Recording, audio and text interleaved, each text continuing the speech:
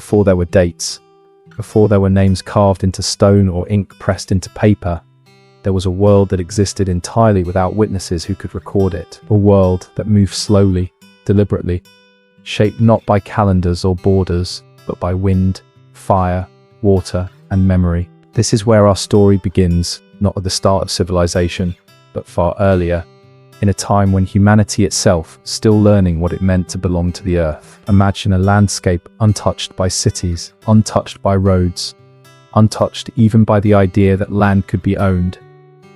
The sky stretches endlessly overhead, unchanged for tens of thousands of years. The stars rise and fall in patterns so consistent that they become stories, guides, and laws.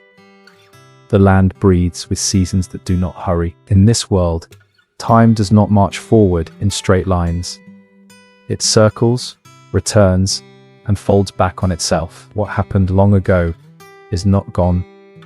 It is present, alive, and speaking. Long before pyramids rose from desert sands, long before empires claimed eternity and crumbled into dust, there existed a way of life that required no monuments to prove its endurance, no walls to defend it, no written records to justify its existence. It survived not because it conquered, but because it understood. It listened. It adapted, remembered.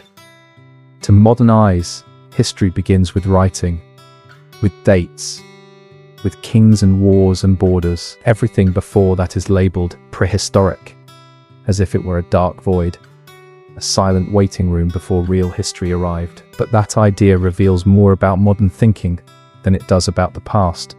For tens of thousands of years, humans lived rich, complex, meaningful lives without writing a single word. Their history was not absent. It was spoken, sung, danced, painted, and walked into the land itself. This story belongs to a culture so old that it has watched ice ages come and go. Culture that adapted as coastlines flooded, deserts expanded, forests shifted, and animals vanished. Culture that did not merely endure change, but absorbed it, wove it into story, and passed it forward. While civilizations elsewhere rose and collapsed in cycles of ambition and ruin, this culture remained continuous, unbroken, carried not by stone walls but by people. What does it mean for a culture to last 50,000 years? The number itself is difficult to comprehend. It stretches far beyond recorded memory, far beyond any timeline taught in classrooms. 50,000 years ago, much of the world looked unfamiliar. Sea levels were lower, continents were shaped differently. Animals now extinct walked the earth, and yet, from that distant moment until now, human presence has remained constant in one place, generation after generation, without interruption. Its endurance was not accidental. It was not the result of isolation or stagnation. It was the product of a worldview that placed balance above dominance, continuity above expansion, and responsibility above control. Knowledge was not hoarded or centralized. It was shared, repeated, and embedded into daily life. Every story carried instructions, every ritual reinforced memory. Every journey across the land followed paths laid down not just by footsteps, but by meaning. In this world, survival was never separate from spirituality. The land was not an object to be exploited, but a living system that required care. Fire was not a destructive force to be feared, but a tool to be understood. Animals were not simply hunted. They were respected as fellow participants in existence. Nothing stood alone. Everything was connected. People, plants, animals, weather, ancestors, and the unborn future. Contrast this with the modern world, where speed defines success and progress is measured in constant growth. Cultures today often burn bright and fade quickly, leaving ruins as proof they once existed. Their histories are compressed into centuries, sometimes mere decades. Against this backdrop, a culture spanning 50 millennia feels almost unreal, like a myth. But it is not a myth. It is a living reality. To understand such longevity, we must set aside familiar assumptions. We must stop asking how this culture survived and begin asking how it continued. Survival implies threat, resistance, and scarcity. Continuity implies intention, care, and renewal. This culture did not cling desperately to the past, it carried the past forward, reshaping it carefully so it could live in the present. There were no clocks ticking down the hours, no calendars counting the years. Time was felt through cycles.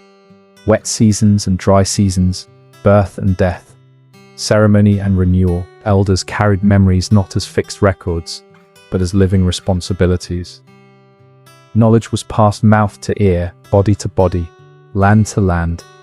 Forgetting was not an option, because forgetting meant breaking the chain that connected the living to everything that came before. In many ways, this was a world without strangers.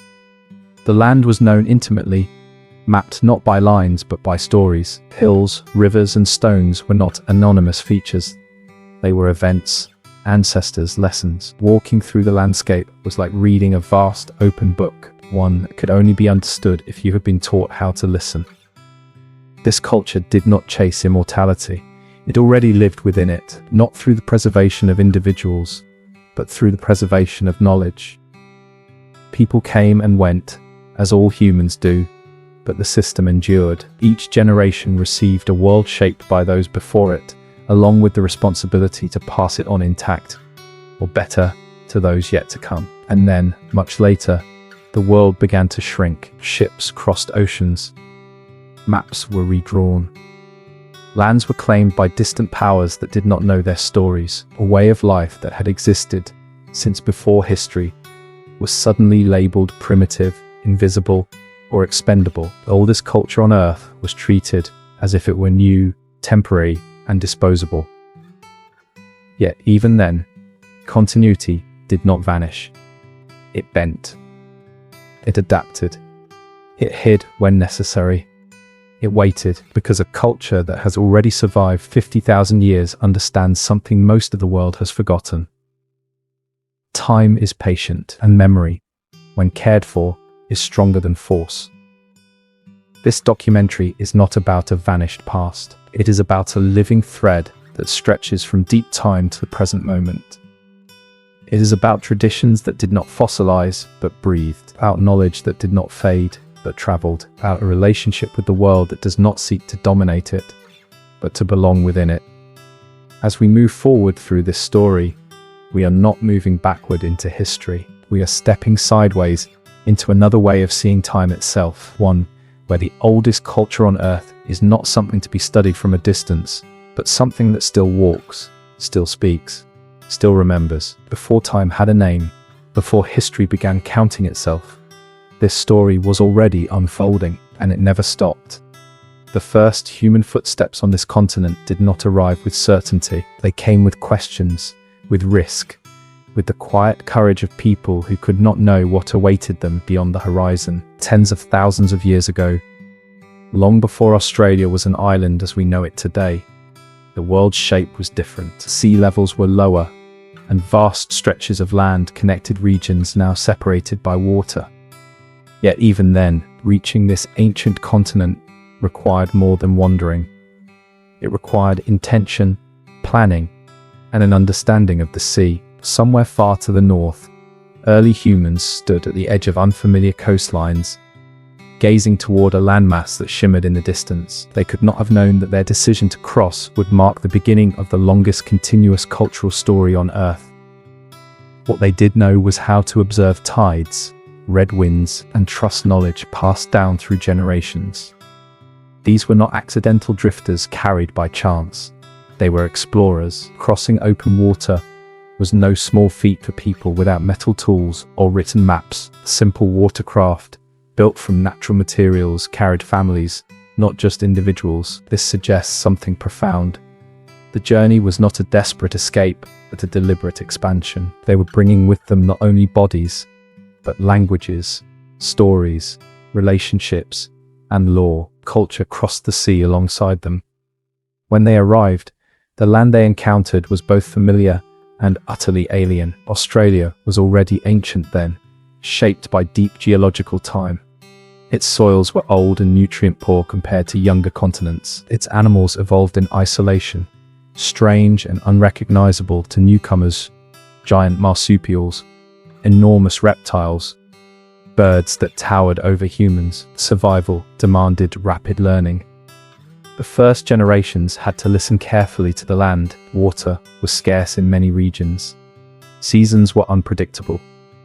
Mistakes could mean death. Yet, instead of imposing rigid expectations brought from elsewhere, these early inhabitants adapted. They observed animal behavior to locate water. They learned which plants healed and which harmed. They discovered how fire could coax life from seemingly barren ground. Movement became essential, rather than settling permanently in one place. People followed seasonal cycles, allowing landscapes time to recover. Camps were temporary, but knowledge was permanent. Over time, pathways formed, not just physical routes, but remembered journeys encoded in story and song. These paths allowed people to move safely across vast distances without written directions. As generations passed, the land itself became a teacher. Knowledge accumulated slowly, tested through experience, and passed on with care. Children learned by watching elders, by walking alongside them, by absorbing stories that doubled as survival manuals. Nothing was wasted, not resources, not effort, not information. Efficiency was born not from scarcity alone, but from respect. The environment demanded cooperation. Large-scale hierarchies offered little advantage in a land that required flexibility. Instead, social structures emphasized kinship, obligation, and shared responsibility. Everyone's survival depended on everyone else's awareness. Hoarding was dangerous. Generosity was practical. Over thousands of years, people spread across the continent, reaching coastlines, forests, deserts, and mountains. Each region shaped its own variations in language, tools, and customs, yet all remained connected by shared principles. Diversity flourished without fragmentation. Identity was local, but belonging was expansive. Time moved differently here. There was no sense of progress towards something else, no destination beyond continuity itself. Life was about maintaining balance between people and land, between taking and giving, between remembering and adapting. Change happened, but it happened carefully. As climate shifted and megafauna disappeared, humans adjusted once again, rather than collapsing under pressure. Cultural systems absorbed new realities. Diets changed. Tools refined. Stories evolved to encode new lessons. The disappearance of enormous animals did not erase meaning. It added to it. Loss became memory, and memory became guidance. What is remarkable is not that these people survived a difficult land. It is that they chose not to conquer it. They did not attempt to bend it into something it was not. Instead, they learned how to belong to it. In doing so, they ensured that future generations could do the same. The arrival on this continent was not a single moment, but a long process unfolding over centuries. Each step inland was an act of trust in ancestors, in companions, in the land's willingness to teach.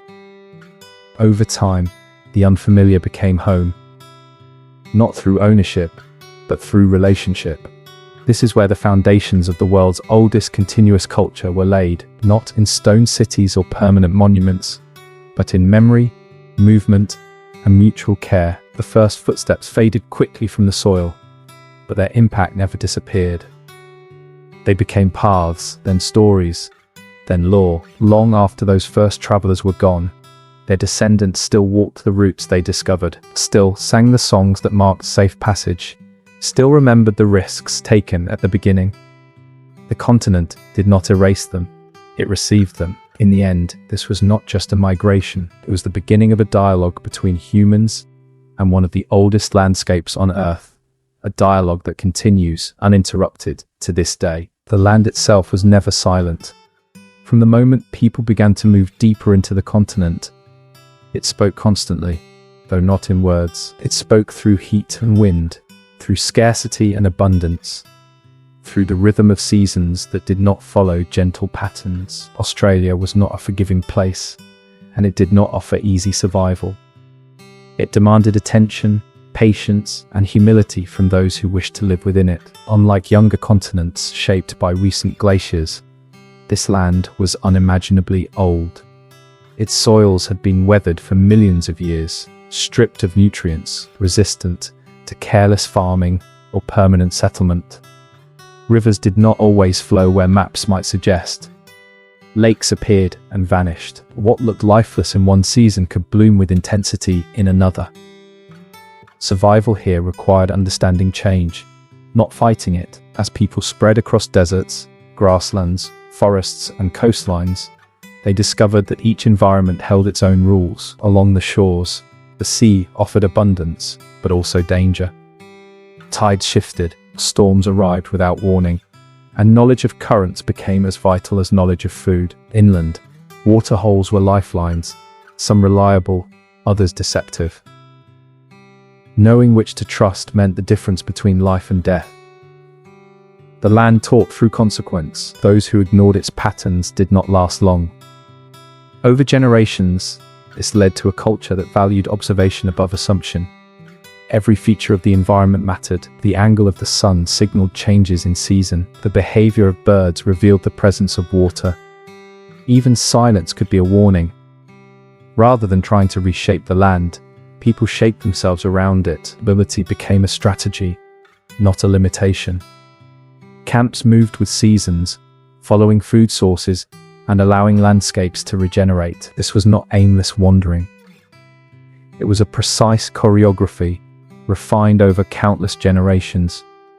Guided by memory and story, fire became one of the most powerful tools in this relationship. Used carefully, it cleared old growth, encouraged fresh plants, and created habitats for animals. It reduced the risk of devastating wildfires by preventing fuel buildup. What modern science would much later describe as ecological management was practiced here as tradition, governed by knowledge of wind, moisture, and timing. Fire was not domination, it was dialogue. In deserts, where outsiders often see emptiness, life was everywhere for those who knew how to look. Seeds hidden beneath sand, roots storing moisture, animals emerging only at certain times. Knowledge of these resources was not written down, but embedded in story, song, and ritual. Each tale carried instructions: where to dig, when to wait, what to leave untouched. The land also shaped social relationships. Scarcity encouraged sharing. No one could survive alone for long in such environments. Cooperation was not an ideal, it was necessity. Kinship networks extended across vast territories, creating systems of mutual obligation that allowed people to travel safely and find support far from their birthplace. Spiritual understanding emerged directly from this intimacy with place. Hills were not just geological formations, they were events frozen in time. Rivers carried memory as well as water. The landscape became a living archive, recording actions, mistakes, lessons, and origins. To harm the land was to damage the stories that made survival possible. This deep connection meant that identity was inseparable from place. People did not simply live on the land, they belonged to it, and it belonged to them in return. Names, responsibilities, and laws were tied to specific locations. Caring for country was not symbolic, it was practical, moral, and essential. As climates shifted over thousands of years, the land changed its lessons. Wet periods gave way to droughts, forests retreated, deserts expanded. Yet the culture did not fracture. Knowledge systems were flexible enough to absorb new realities. Stories were updated. Practices adjusted. The past was honored, but not blindly repeated. What makes this relationship extraordinary is its duration. Most human societies transform their environments rapidly, often degrading them within centuries. Here, the opposite occurred. Human presence increased biodiversity in many regions. Landscapes became healthier through careful use. Balance was not accidental, it was maintained. This was not a romantic harmony without hardship. Mistakes were made. Lives were lost. But the culture learned from failure instead of denying it. Memory preserved both success and warning. Knowledge was not static, it evolved, guided by experience. The land, in turn, shaped the culture's philosophy. Permanence was found not in buildings, but in continuity. wealth was measured not in accumulation, but in knowledge and relationships. Power came from understanding systems rather than controlling individuals. To an outsider, the absence of cities might suggest simplicity. In reality, complexity was distributed rather than centralized. Instead of concentrating resources and authority in one place, they were spread across networks of people and landscapes.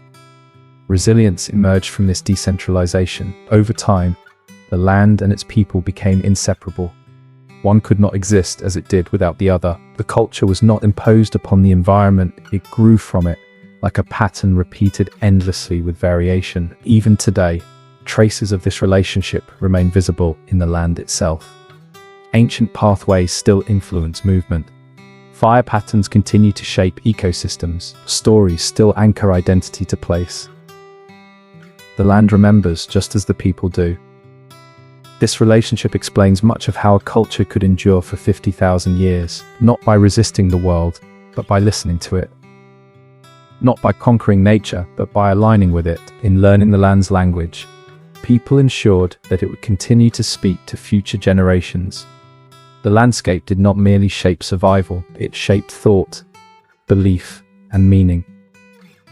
It carved patience into culture, taught humility through vastness, and embedded memory into every horizon. To understand this culture, one must understand the land, not as scenery, but as a living partner in a story still unfolding. Long before the idea of religion was separated from daily life, long before belief became something you practiced rather than something you lived inside, there existed a way of understanding the world in which everything had meaning, because everything was connected. This understanding did not sit above the land or beyond it.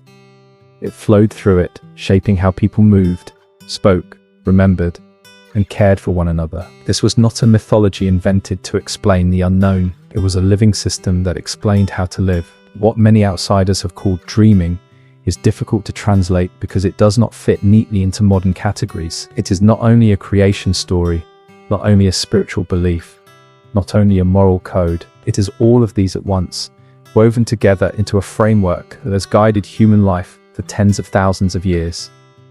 It does not belong to the past. It exists in a continuous present where ancestral actions are still active, still shaping the world. In this worldview, the land was formed through the actions of ancestral beings who moved across the continent, creating rivers, mountains, waterholes, and laws as they traveled. These beings were not distant gods observing from above.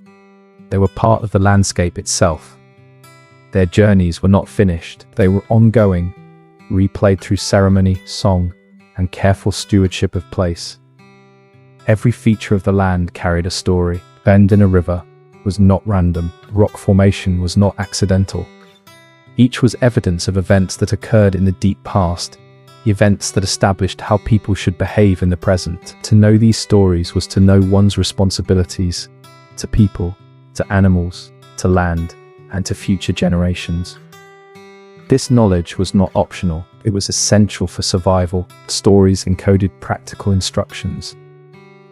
Where to find water in dry seasons, when certain foods became dangerous, which places required special care. But these instructions were never separated from ethics. Knowledge came with obligation. To learn a story was to accept responsibility for protecting what it described. The dreaming also collapsed the boundary between human and non-human life. Animals, plants, and natural forces were not resources alone. They were relatives and teachers. Many people were linked to particular species through tamic relationships, which defined both identity and duty. If an animal declined, it was not just an ecological problem, it was a moral one. Time, in this system, did not move away from origins. The past was not something left behind. Ancestral events were continually renewed through ritual and storytelling.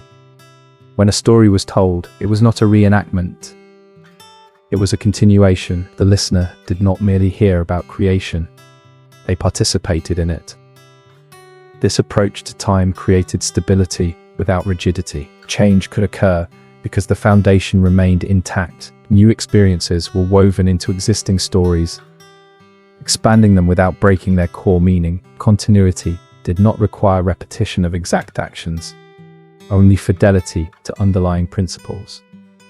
Learning this system took a lifetime. Knowledge was revealed gradually, according to age, experience, and responsibility. Children learned through simple stories and observation. As they matured, layers of meaning were added. Nothing was rushed. Understanding was earned, not consumed. Ceremony played a central role in maintaining this balance. Through dance, song, body painting, and ritual movement across land, people kept stories alive. These ceremonies were not performances for entertainment. They were acts of maintenance, ensuring that the world remained in proper order. If ceremonies were neglected, imbalance could follow. Because knowledge was so deeply embedded in place, it could not be separated from the land without loss. Stories were tied to specific locations. To remove people from their land was not just physical displacement, it was a disruption of memory itself. The land held knowledge that could not be carried elsewhere. What is striking about this worldview is its resistance to abstraction. Meaning was not detached from lived experience. Ethics were not universal rules imposed from outside, but relationships negotiated through story and practice. Authority did not come from individuals claiming power, but from alignment with ancestral law. This system also limited excess. There was no incentive to accumulate beyond what could be sustained. Taking more than needed violated not just ecological balance, but spiritual law. Greed was not simply antisocial, it was dangerous, threatening the harmony that ensured survival. In contrast to belief systems that place humans above nature, this worldview placed humans within it. Responsibility flowed in all directions. People cared for land, land sustained people, and ancestors watched over both. The future was not abstract, it was personal, embodied in the lives of descendants who would inherit both resources and responsibilities. Over tens of thousands of years, this system proved resilient. It guided people through environmental change, population shifts, and periods of scarcity. It provided meaning without dogma, structure without hierarchy, and continuity without stagnation. When outsiders later encountered this worldview, many failed to recognize its depth. They searched for temples, texts, and centralized authority, and found none. Mistaking difference for absence, they dismissed a system that had quietly achieved what many civilizations could not. Longevity without collapse, yet the dreaming endured. It adapted, survived disruption, and continues to guide lives today. It remains embedded in land, language, and identity, even where circumstances have changed. Its strength lies not in rigid preservation, but in its ability to live. To understand this worldview is to confront uncomfortable questions. What if progress is not measured by speed or expansion? What if knowledge does not need to be written to endure? What if the deepest truths are not discovered but remembered? The dreaming invites us into a different relationship with time, land, and meaning. It asks us to listen rather than dominate, to inherit rather than consume, to continue rather than replace. In doing so, it reveals how a culture can last not by standing still, but by moving in harmony with everything around it. In this way, the world itself was dreamed into meaning. And that meaning has never stopped shaping the lives of those who walk the land today. Across the vastness of the continent, where distances could stretch for hundreds of miles without a single landmark familiar to outsiders, people moved with confidence and purpose. They did not rely on carved signs, written maps, or permanent roads. Instead, they carried the land within their memory. Every journey was guided by something invisible yet precise. Songs that held directions, distances, warnings, and histories all at once. These songs were not simple melodies meant for entertainment. They were detailed records, passed down through generations, encoding everything a traveler needed to know. A verse might describe the curve of a river, the rise of a hill, or the presence of a waterhole hidden beneath dry ground. Another might warn of dangerous terrain or sacred places requiring respect. To sing was to navigate. To forget a verse was to risk becoming lost. What modern minds struggle to grasp is the accuracy of these oral maps. Songlines, as they are often called, stretched across enormous distances, linking regions, languages, and communities. A person could travel far beyond their homeland by following a song shared with neighboring groups, each verse aligning with the next, forming a continuous pathway across the continent. Knowledge was distributed, yet interconnected. These routes were not created arbitrarily. They followed the journeys of ancestral beings whose movements shaped the land itself. As these beings traveled, they formed rivers, mountains, and plains, leaving behind both physical features and laws governing their use. By retracing these paths through song, people were not just navigating space, they were reenacting creation. This made travel a sacred act. Walking a songline was a form of remembrance and responsibility. Travelers were expected to care for the places they passed through, to sing the songs correctly, and to respect the laws embedded in them. Navigation was inseparable from ethics. Movement carried obligation. Because songlines crossed many territories, they also functioned as bridges between groups. Trade, marriage, and ceremony followed these routes, creating networks of relationship that extended across the continent. Goods such as stone tools, pigments, shells, and stories moved along the same pathways, ensuring cultural continuity without central control. Learning these songs took time. Children began with local verses, memorizing the features of their immediate environment. As they matured, they learned longer routes, often through initiation and travel with elders. Knowledge expanded outward, step by step, always anchored in lived experience. The landscape itself reinforced memory. Each verse corresponded to a physical feature, making forgetting difficult. The land prompted the song, and the song revealed the land. This mutual reinforcement created an extraordinarily durable system of knowledge transmission. Even after long absences, returning travelers could find their way by listening to the environment and recalling the song. Unlike written maps, songlines were flexible. If a water source dried up or a route became dangerous, the song could change. New verses could be added, old ones adjusted. The system was resilient because it was alive. It responded to change without losing its core structure.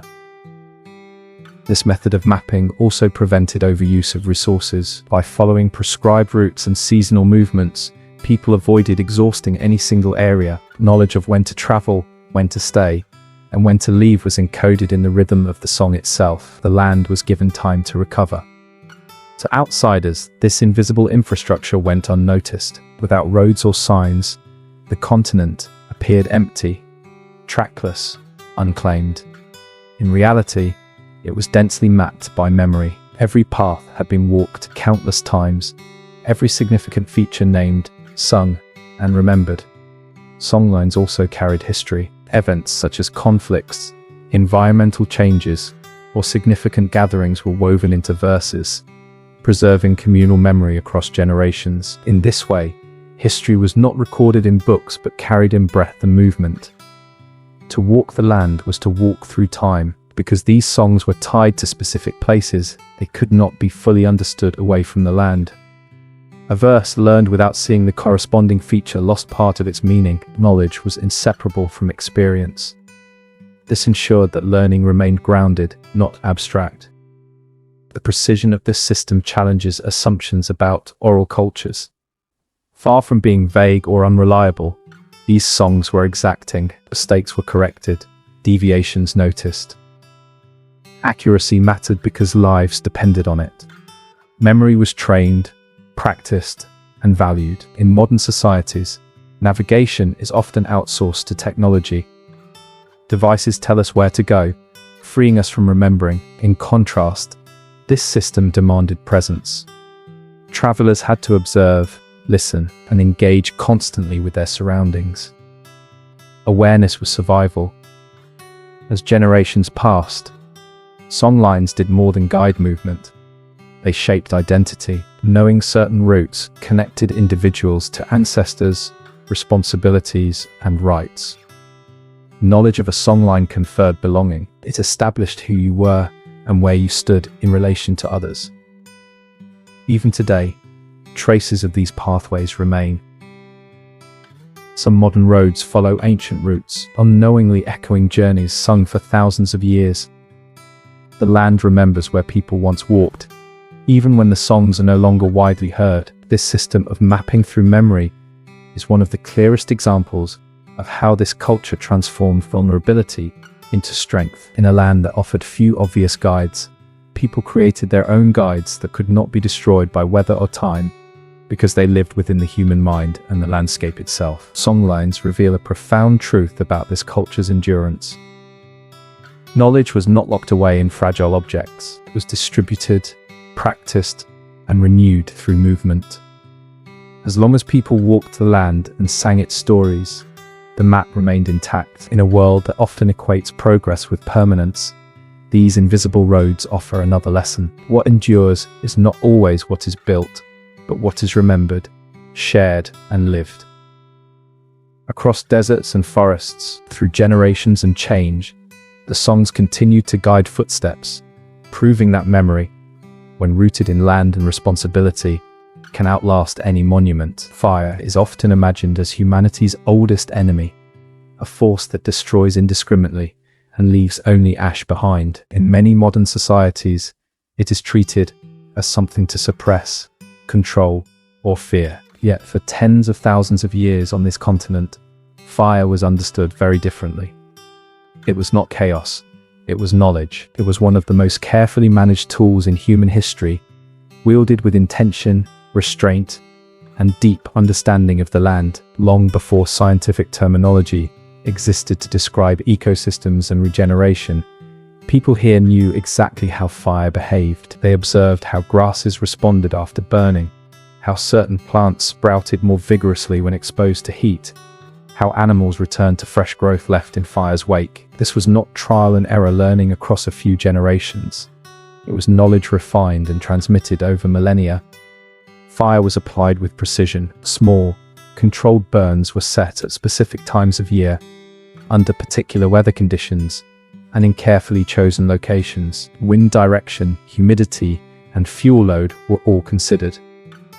The goal was never destruction, but renewal. Burning reduced the risk of catastrophic wildfires by preventing the buildup of dry vegetation. It created mosaic landscapes, patches of land at different stages of regrowth that supported diverse animal life. These practices transformed the environment. Grasslands were maintained. Forests remained open and navigable. Certain plant species flourished precisely because of regular, low-intensity burning. Animals adapted their behaviors around these cycles, knowing where fresh food would appear.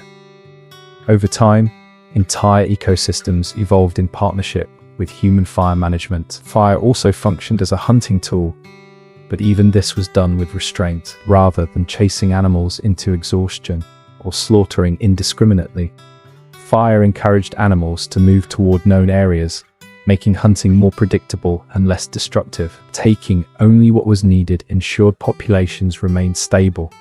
Knowledge of fire was not universal or casual.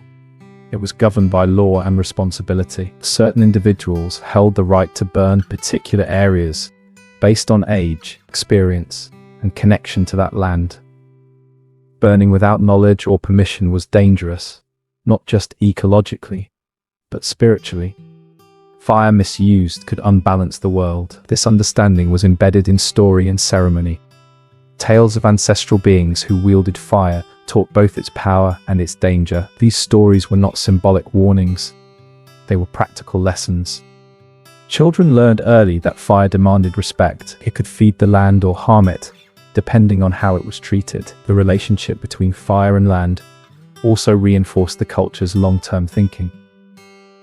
Burning was done not for immediate gain, but for future benefit. Those who set fires often did not reap the rewards themselves.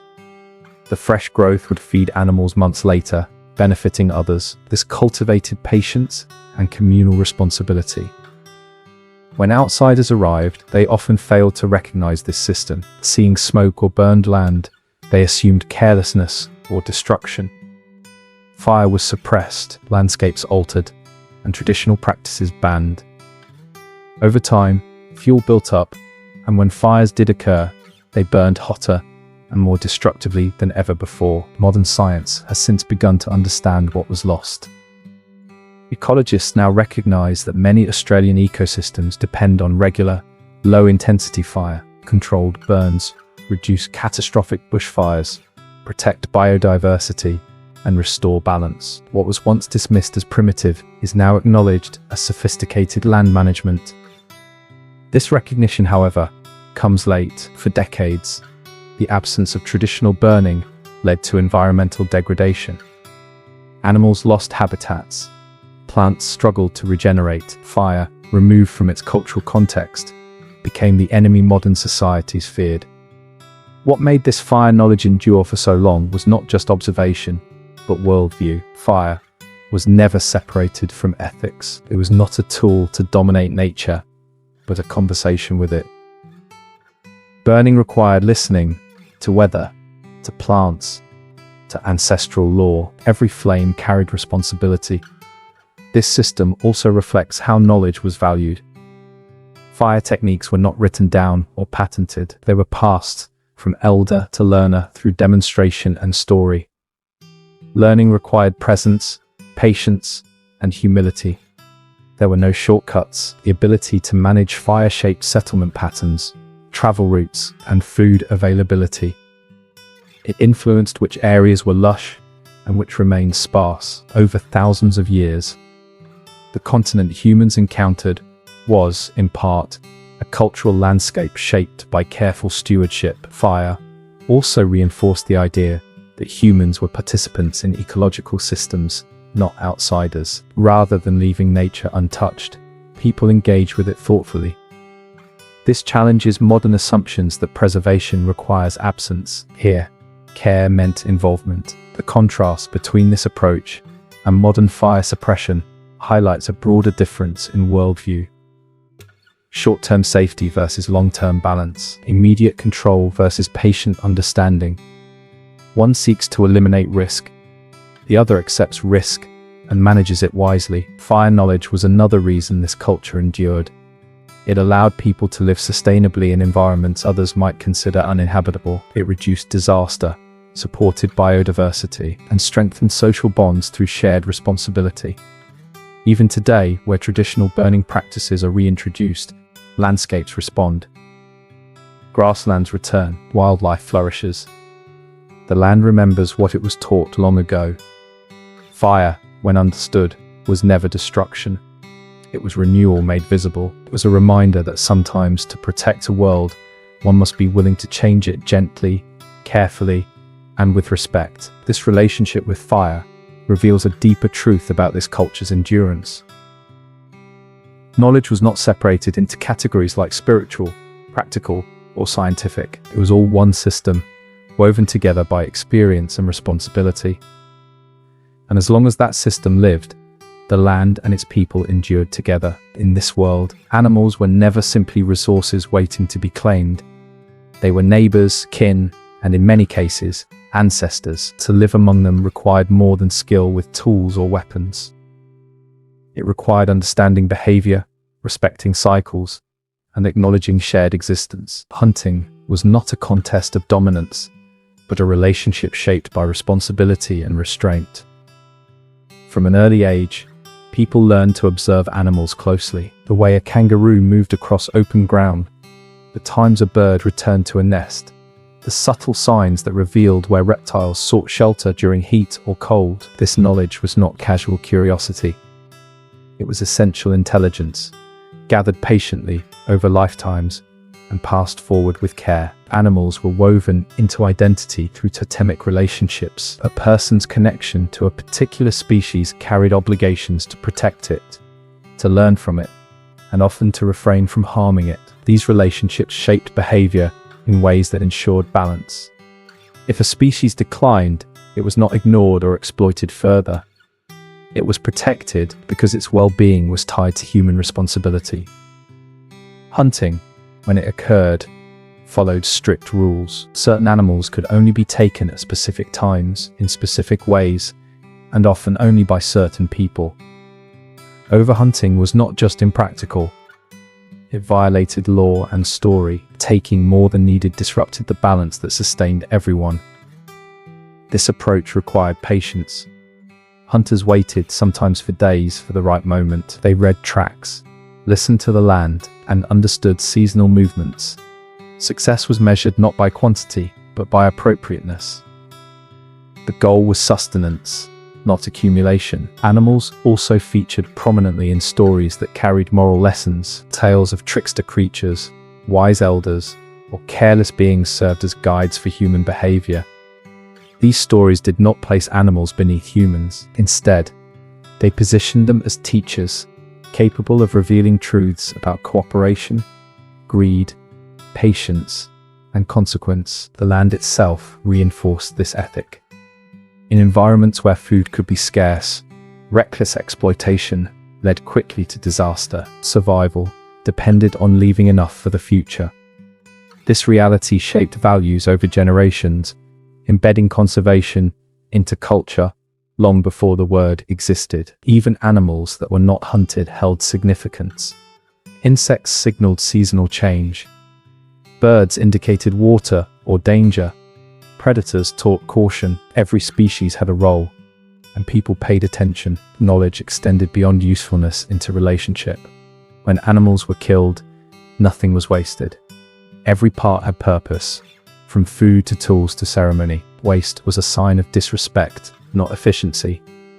Gratitude was expressed through ritual, reinforcing the seriousness of taking life. This worldview blurred the line between human and animal existence. Many stories spoke of times when humans and animals were not separate, when forms shifted and boundaries were fluid. These narratives reinforced humility. Humans were not masters of the world, they were participants.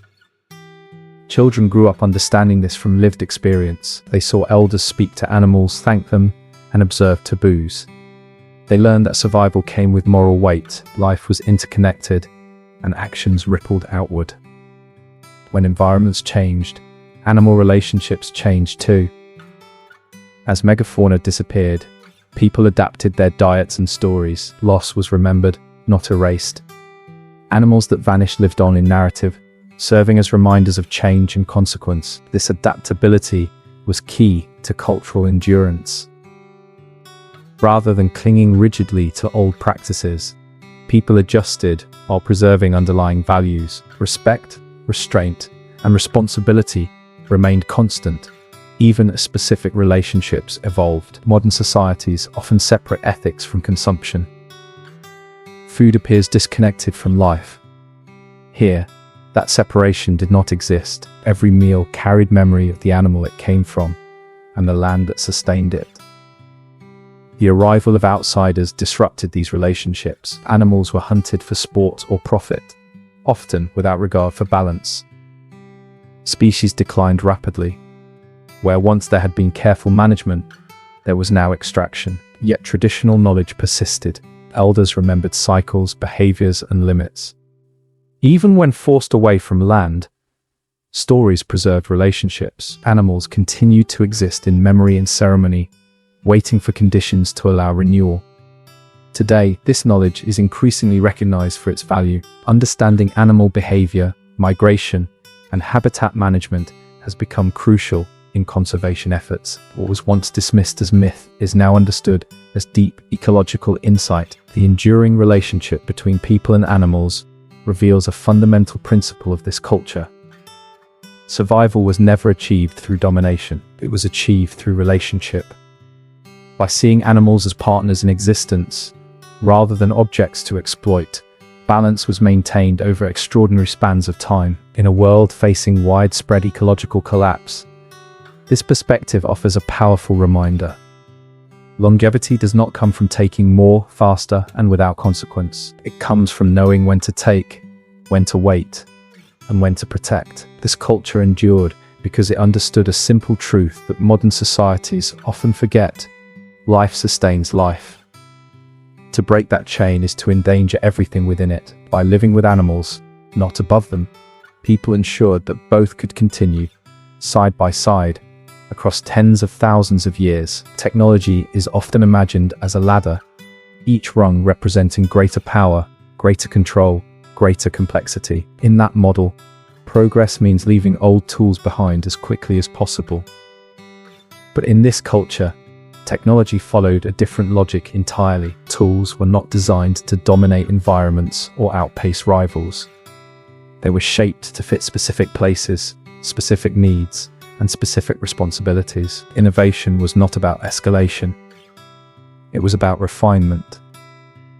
Stone tools offer one of the clearest examples of this philosophy. Over tens of thousands of years, people here developed some of the most precise and efficient stone technologies in human history. Blades were shaped for exact purposes, retouched repeatedly to extend their use, and adapted to the materials available in each region. There was no single best tool, only the right tool for a particular task and place.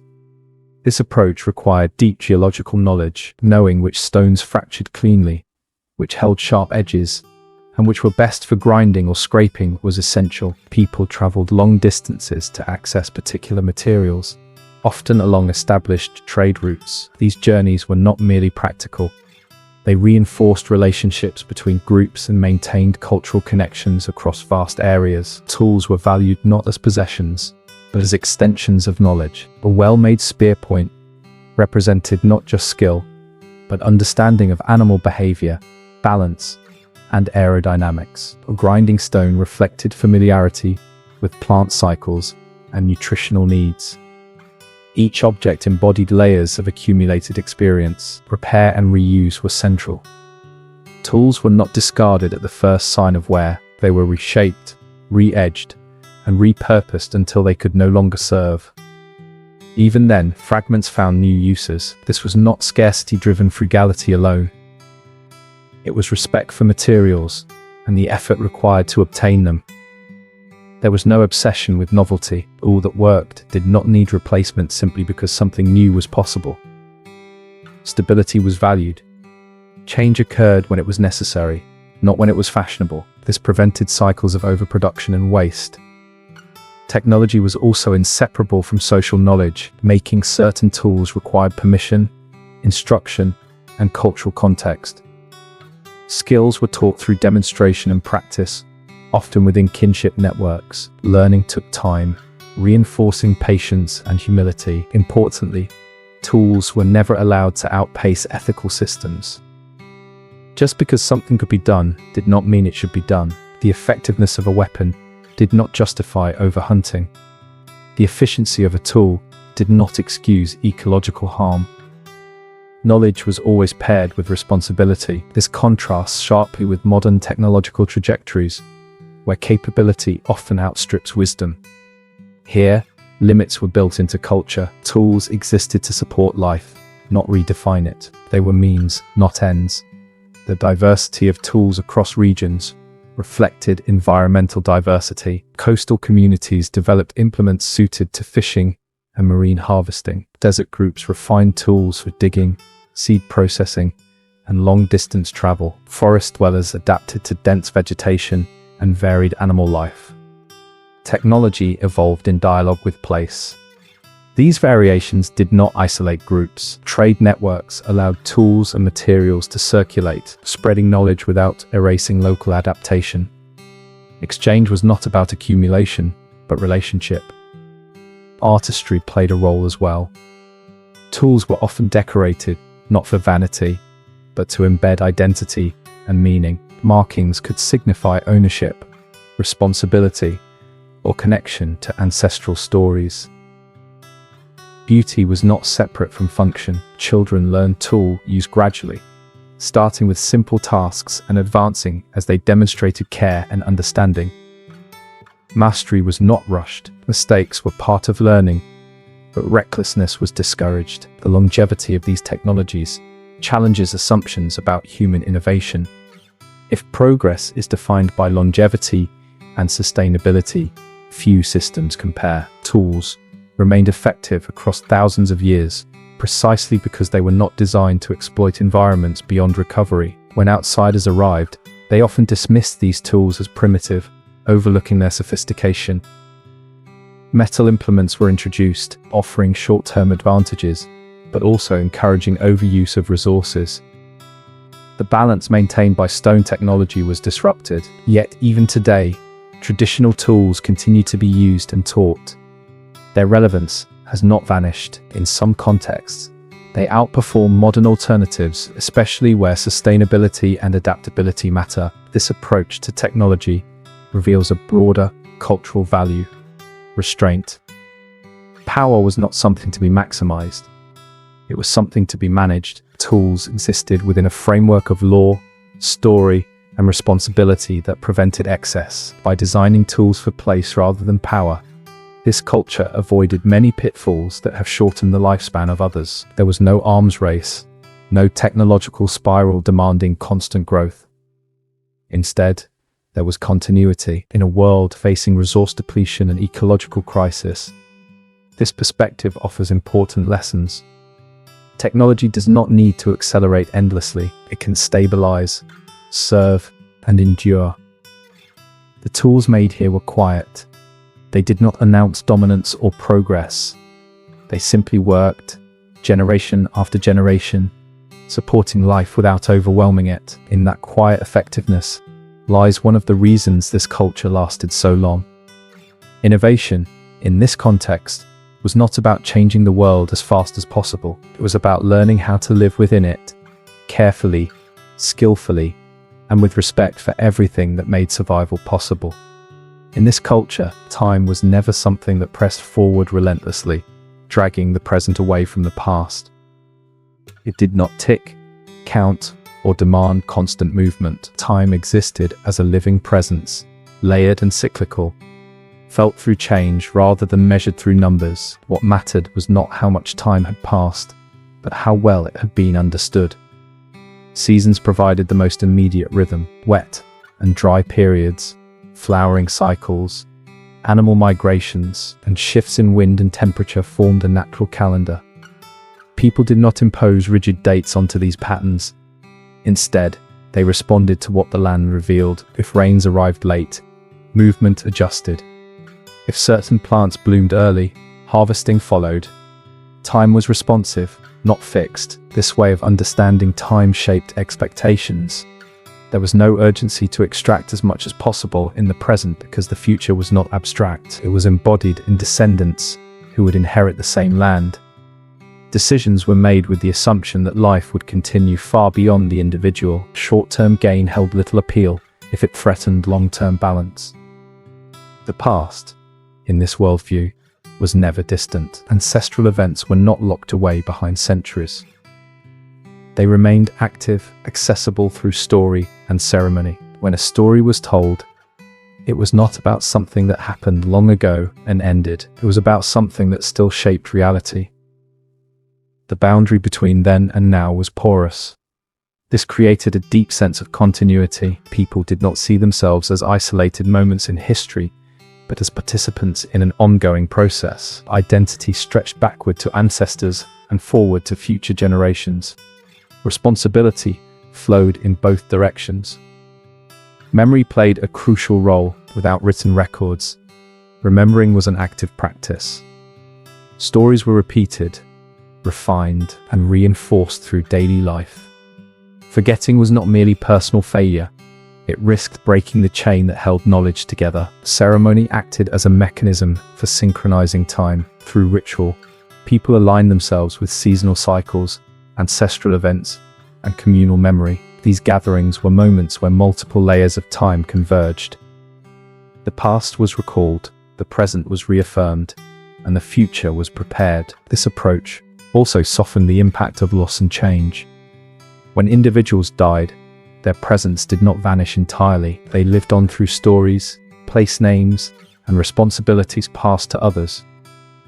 Death was not an endpoint but a transition within continuity. Contrast this with modern concepts of time, where speed often equates to success, and slowing down feels like failure. In such systems, history becomes a series of disconnected eras, each replacing the last. Here, replacement was not the goal. Renewal was. Because time was cyclical, mistakes could be corrected. Droughts would end. Regrowth would follow fire. Loss did not erase hope. This fostered resilience, allowing communities to endure hardship without collapsing. Children grew up immersed in this understanding. They learned patience by watching elders wait for the right moment to act. They learned respect by by seeing how stories connected actions to long-term consequences. Impulsiveness had little place in a system built on continuity. This worldview also discouraged rigid hierarchies. Authority did not come from controlling time or declaring deadlines. It came from experience, memory, and alignment with cycles. Elders were respected not because of power, but because they carried time within them. Change, when it came, was integrated rather than resisted. New experiences were woven into existing frameworks. Stories evolved. Practices adapted. Continuity did not require stagnation. The arrival of outsiders introduced a different relationship with time. Schedules, deadlines, and linear progress disrupted rhythms. Land was divided, seasons ignored, and speed prioritized. The clash was not just cultural but temporal. Two incompatible understandings of time collided. Yet even under pressure, the older system persisted. People continued to observe seasons, tell stories, and hold ceremonies. Time, as they understood it, could not be taken away. It lived in memory and practice. Modern science increasingly recognizes the value of this perspective. Ecological studies emphasize long-term cycles and feedback loops. Sustainability requires thinking beyond immediate returns. What this culture practiced intuitively is now being rediscovered. Understanding time as layered, rather than linear, offers a profound shift in perspective. It encourages humility, patience, and responsibility. It reminds us that actions echo forward and backward, shaping more than the present moment. This approach to time is one of the quiet foundations of cultural endurance. Without urgency to dominate or transform rapidly, stability became possible. Change happened within limits that preserve balance. In a world obsessed with acceleration, this perspective feels radical. Yet it has proven its effectiveness across 50,000 years. While countless civilizations rose and fell chasing progress, this culture remained, moving at the pace of the land. Time here was not an enemy to outrun or a resource to exploit. It was a companion, guiding life through cycles of growth, rest, loss, and renewal. By living within these rhythms rather than against them, people ensured that their culture continue unbroken into the present. In this way, time itself became a teacher, and those who listened learned how to endure long before laws were written into books or enforced by distant authorities. Order existed here through shared understanding. Rules were not imposed from above. They were woven into stories, ceremonies, and daily behavior. This system of law was not static, but it was deeply rooted, carried across generations with care and precision. It governed how people treated one another, how they interacted with the land, and how responsibilities were fulfilled. Law was inseparable from story. Ancestral narratives did more than explain origins. They established boundaries, obligations, and consequences. Each story encoded guidance about what actions were acceptable and which were dangerous. These were not abstract moral lessons. They were practical instructions tied to survival and balance. Because law was embedded in narrative, it was memorable. Stories could be recalled in moments of need, guiding decisions without the need for external enforcement. Children learned these stories early, absorbing rules gradually through repetition and observation.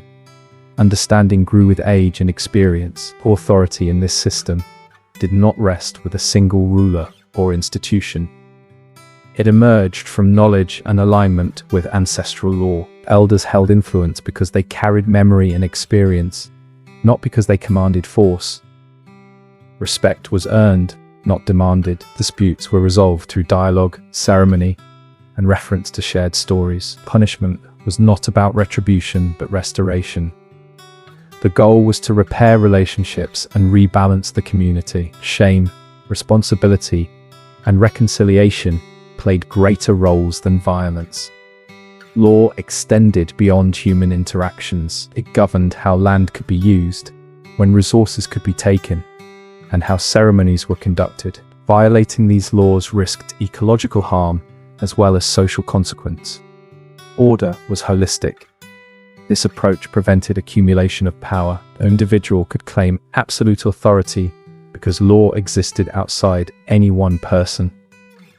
It was carried collectively. Knowledge was distributed, reducing the risk of corruption or tyranny.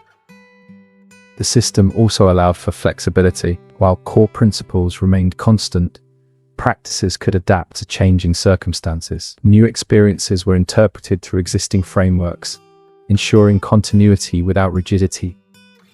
Learning the law was a lifelong process. Initiation ceremonies marked transitions, revealing deeper layers of responsibility. Knowledge was not given all at once. This gradual transmission ensured that understanding matured alongside judgment.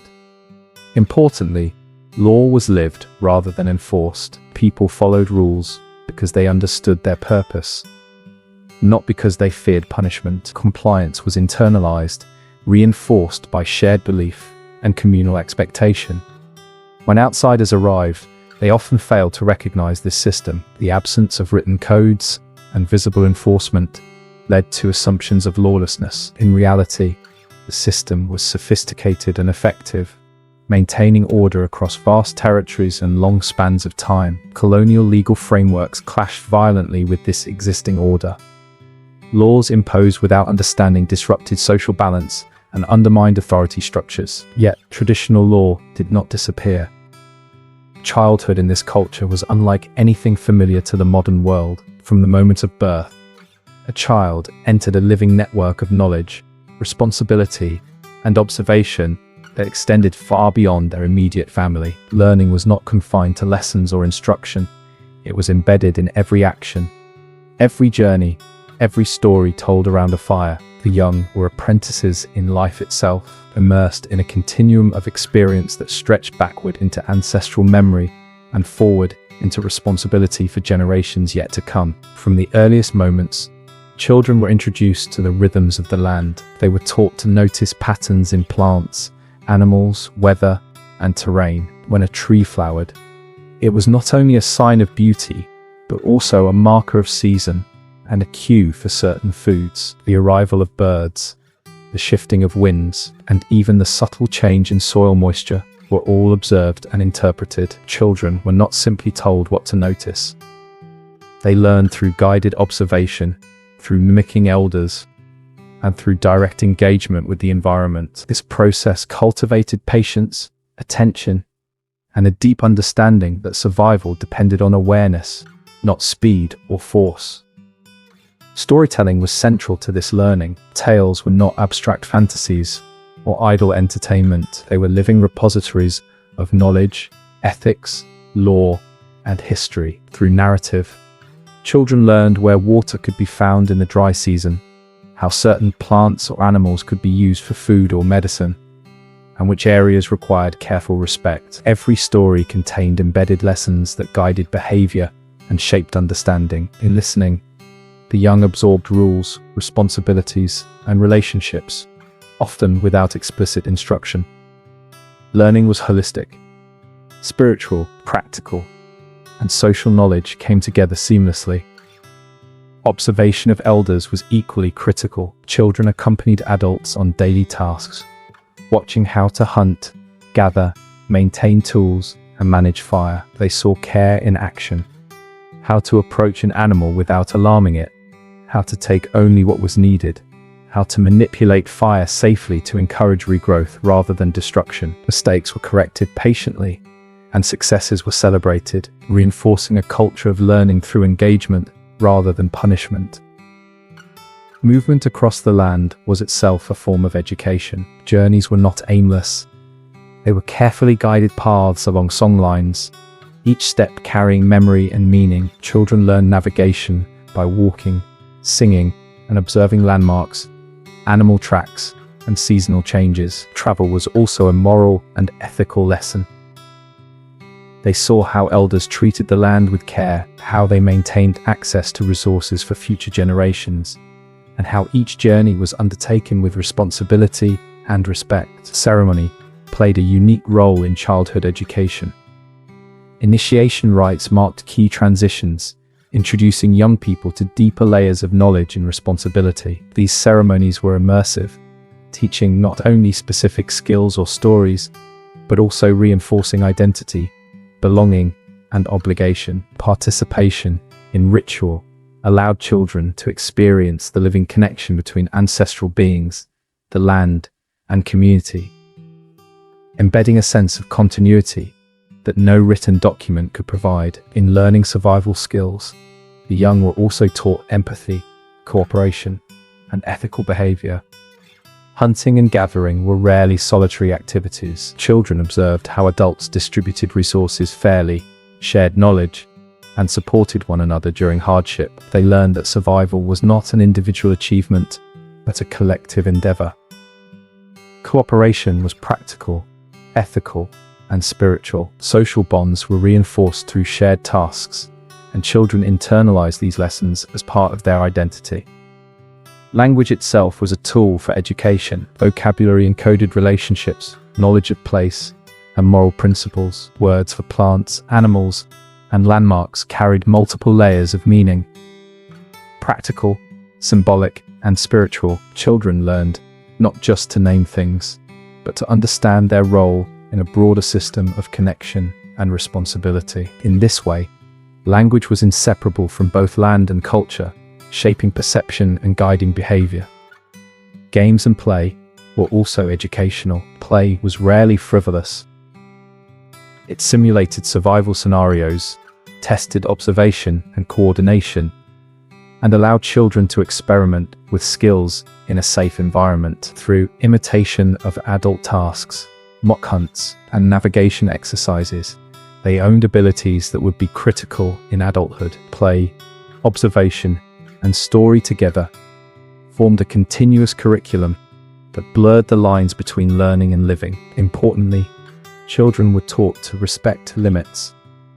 Knowledge of when and where to act, when to wait, and when to refrain was embedded in every lesson. Impulsiveness could endanger not just the individual, but the community and the land. This sense of measured action extended from environmental stewardship to social behavior, instilling a deep understanding that freedom and responsibility were intertwined. Intergenerational relationships were central. Children learned from multiple layers of community. Parents, elders, and extended kin all contributed to education. Knowledge was not concentrated in one source, but distributed across the network, reinforcing continuity and resilience. This ensured that even if part of the community was lost, knowledge persisted. Learning was collaborative, adaptive, and cumulative, building on the foundation laid by those who came before. As children grew, they gradually assumed responsibility. Early tasks were simple and closely supervised. Over time, they progressed to more complex roles: hunting, managing fire, conducting ceremonies, or guiding others along songlines. Each stage was carefully calibrated to maturity, knowledge, and ethical understanding. Responsibility was never assigned arbitrarily. It was earned through demonstration of competence and understanding of consequence. This gradual approach created adults who were deeply integrated with both their environment and their culture. Skills, ethics, and knowledge were not taught in isolation. They were inseparable from identity, community, and land. Each person carried within them layers of accumulated learning, responsibility, and memory, ensuring that the culture itself could endure for tens of thousands of years. Even in times of hardship, the system proved resilient. Children observed and participated in adaptation, learning how to respond to droughts, shifts in animal populations, or the movement of neighboring groups. Flexibility was taught alongside tradition. Knowledge was not rigid, but resilient, allowing cultural practices to evolve without losing continuity. The moral and philosophical dimensions of childhood education were profound. From the earliest age, children were taught that life is relational. Humans are connected to land, animals, ancestors, and future generations. Actions have consequences that extend far beyond the self. Respect, patience, and ethical engagement are inseparable from survival and belonging. These lessons were reinforced constantly through observation, story, and participation. Language, story, ceremony, observation, and play together created a seamless educational system. Children internalized ethics ecological knowledge, and social responsibility in ways that modern schooling rarely replicates. Knowledge was alive, practiced, and continually reinforced. By the time a young person reached adulthood, they had absorbed not only practical skills, but also a philosophy of life. They understood their place in a vast temporal and spatial continuum. They carried memory of ancestors, responsibility for the living, and care for the land. This integration of knowledge, ethics, and identity ensured that every generation could continue the culture without interruption. The endurance of this system demonstrates why a culture could persist for 50,000 years. Education was not fragmented or temporary. It was the lifeblood of continuity. Children were not merely prepared for adulthood, they were integrated into the living system of knowledge and responsibility that defined their people. Every story, every journey, every lesson reinforced the networks that allowed culture, memory, and law to survive. In essence, childhood here was a training in belonging, not just belonging to a family or community, but belonging to the land, to ancestral memory, and to future generations. It was an apprenticeship in continuity, teaching that life is not lived in isolation, but in connection. Skills, ethics, and stories were inseparable, ensuring that as children became adults, they carried forward not just survival, but the essence of a 50,000-year-old culture. Art in this culture was never separate from life, survival, or memory. It was not decoration, entertainment, or a luxury reserved for a few. It was a living language, a tool for teaching, remembering, and connecting across time. From the first marks on stone to elaborate ceremonial body painting, expression was inseparable from knowledge, ethics, and belonging. Each creation carried purpose, meaning, and connection, ensuring that stories, lore, and memory endured across generations. Rock art offers one of the clearest examples of this integration. Across deserts, escarpments, and caves, images etched and painted into stone depict animals, humans, spiritual beings, and abstract forms. Each image tells multiple stories at once: survival knowledge, moral lessons, historical memory, and spiritual truth. The depiction of a kangaroo, for example, may indicate hunting practices, seasonal movement, and the ancestral narrative associated with that species. The art is simultaneously practical, ceremonial, and mnemonic, ensuring that knowledge is preserved beyond the lifespan of any individual. These works were not casual or spontaneous. Creating them required observation, planning, and technique. Artists understood anatomy, movement, and behavior, rendering images that conveyed information accurately. They also manipulated pigments with precision, extracting color from minerals, ochres, and charcoal, sometimes mixing them with plant resins or other natural binders to increase durability. The choice of location was equally deliberate. Rock shelters and cliff faces often coincided with ceremonial sites, water sources, or songline intersections, integrating art with land, law, and movement. Beyond rock, body painting extended the principles of art into social and ceremonial life. Patterns applied with ochre and charcoal marked initiation, status, or participation in ritual. These visual symbols communicated identity, responsibility, and belonging. They were temporary yet potent, reinforcing lessons and social structure through practice. Unlike static monuments, body art was active and participatory, linking individual bodies to ancestral lore and collective memory. Art also served as a map and memory system. Abstract motifs, repeated across regions, encoded routes, seasons, and ecological knowledge. Geometric patterns could indicate waterholes, hunting grounds, or sacred sites. In this way, artistic expression was deeply functional, merging aesthetic, spiritual, and practical knowledge. Memory was externalized, allowing information to survive beyond individual recollection and to be accessed by future generations in a recognizable, repeatable form. Teaching art was itself a layered educational practice. Children and apprentices observed elders creating works, learning techniques, materials, and symbolic meaning simultaneously. Mastery was not only about skill, but also about understanding the knowledge embedded in the images. Art carried law, ethics, and practical guidance, so creating or reproducing it required comprehension of its full context. Mistakes were instructive, corrected through guidance and repetition, ensuring continuity of both skill and cultural meaning. The persistence of motifs across tens of thousands of years speaks to the durability of this system. Despite environmental change, migrations, and social upheaval, artistic knowledge endured. Certain patterns, stories, and forms are recognizable today in ways almost identical to their ancient predecessors. This continuity illustrates the deliberate transmission of cultural memory through visual language. Art was also an ethical tool. Depictions reminded communities of relationships between humans, animals, and land. Overhunting, disrespecting sacred sites, or ignoring seasonal knowledge could be visually encoded as cautionary examples. Symbolic representation reinforced practical and moral lessons, making ethics visible and memorable. Through repeated exposure to these images, individuals internalize responsibilities alongside aesthetic appreciation.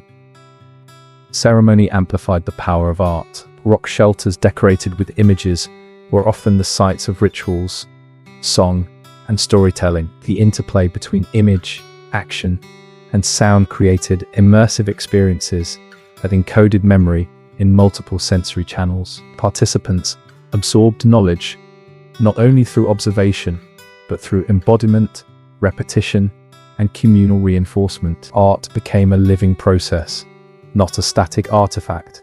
Patterns in art also facilitated intergenerational continuity, because images encoded both immediate survival knowledge and long-term spiritual and ethical principles. They provided a bridge across time. A young person learning the meaning of an animal depicted on a rock wall was simultaneously learning where to find it, when to hunt, what laws applied, and how ancestral beings related to it. Knowledge, ethics, and cosmology were inseparable. Furthermore, art reinforced identity and belonging. Certain motifs were associated with particular clans, regions, or responsibilities. Recognizing and reproducing these forms connected individuals to a lineage that extended far beyond personal experience. Identity was visual, performative, and relational. Art made culture tangible and participatory. Art also shaped perception by highlighting certain animals, landscapes, or behaviors.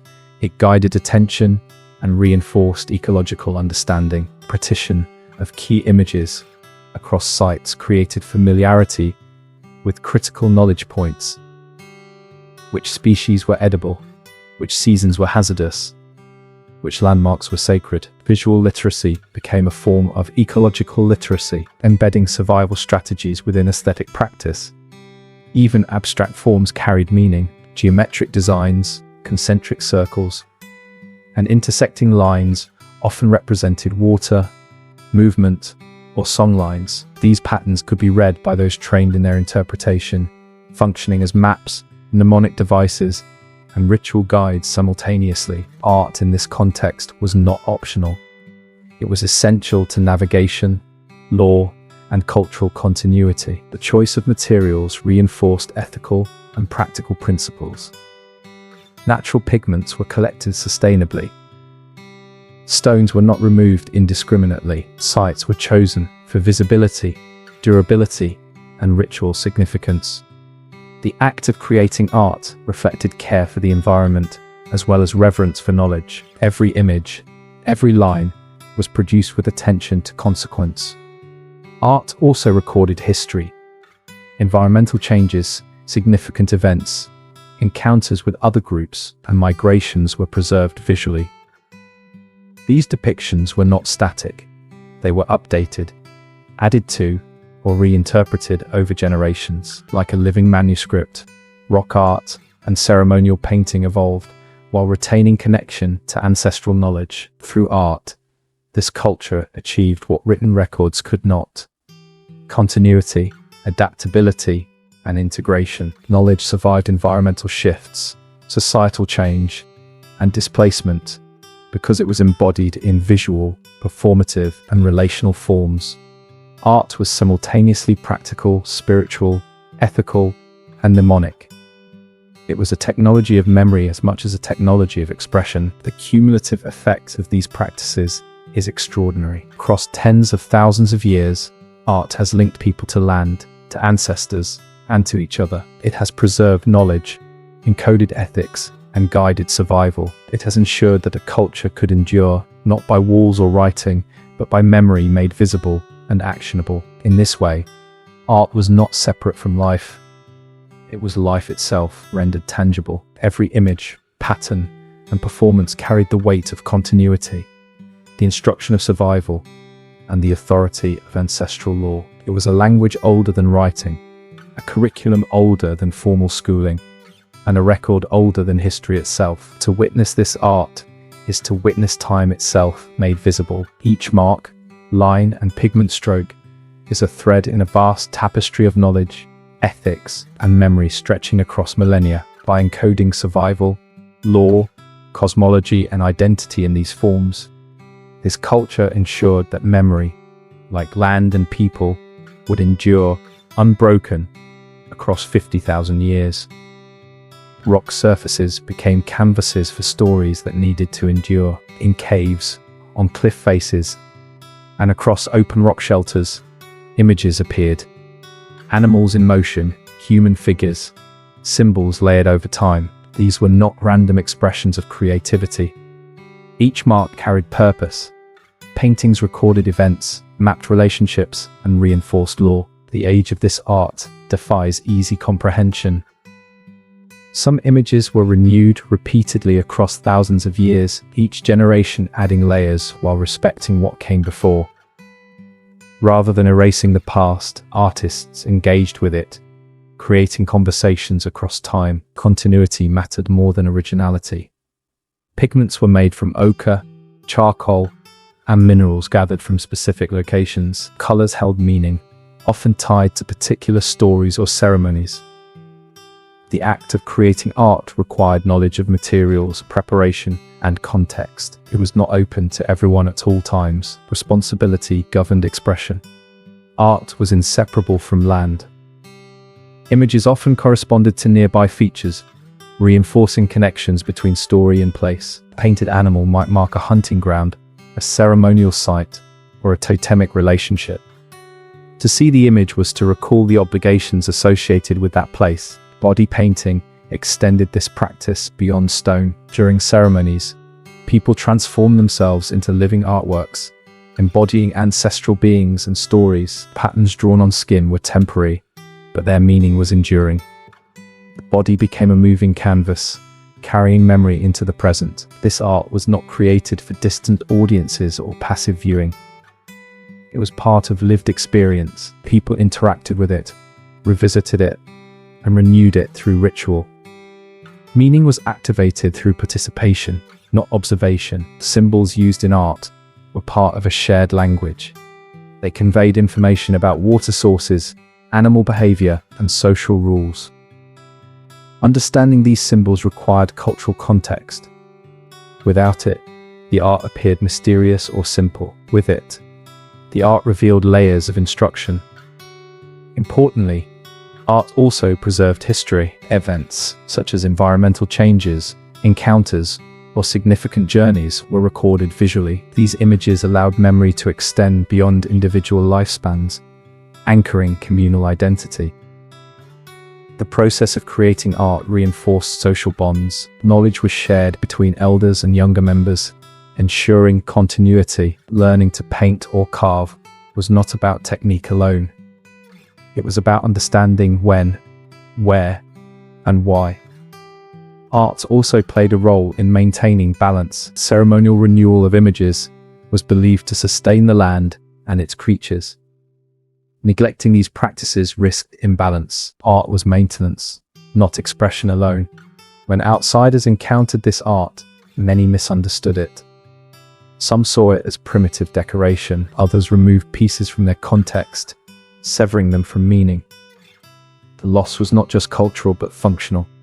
Stories tied to place were disrupted, yet much art remains resilient despite time and interference. It continues to speak, Though its language is often ignored, where communities retain access to their lands, art remains a living practice, not a relic. Modern recognition of this art's significance has grown. It is now acknowledged as some of the oldest continuous artistic traditions on Earth. But age alone does not define its importance. Its endurance lies in its role as a vessel for knowledge. In societies where history is written, art often illustrates stories told elsewhere. Here, art was the story. It carried law, memory, and identity without translation. This challenges assumptions about literacy and record keeping. Writing is not the only way to preserve complexity. Visual language, when embedded in culture and place, can endure for astonishing lengths of time. Art also offered flexibility. New experiences could be incorporated through new images or layers. Change did not erase continuity, it expanded it. Through art, ancestors remained present, their actions were visible, their lessons accessible. The past was not distant, it was painted into the landscape. The land taught through consequence. Those who ignored its patterns did not last long. Over generations, this led to a culture that valued observation above assumption. Every feature of the environment mattered. The angle of the sun signaled changes in season. The behavior of birds revealed the presence of water. Even silence could be a warning. Rather than trying to reshape the land, people shaped themselves around it. Mobility became a strategy, not a limitation.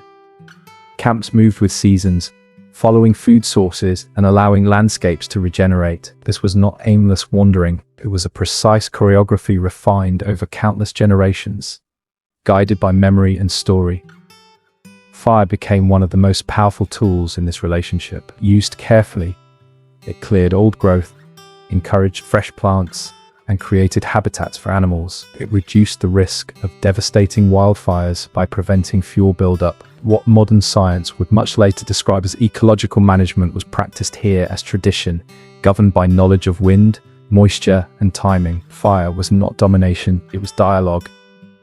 In deserts, where outsiders often see emptiness, life was everywhere for those who knew how to look. Seeds hidden beneath sand, roots storing moisture, animals emerging only at certain times. Knowledge of these resources was not written down, but embedded in story, song, and ritual. Each tale carried instructions: where to dig, when to wait, what to leave untouched. The land also shaped social relationships. Scarcity encouraged sharing. No one could survive alone for long in such environments.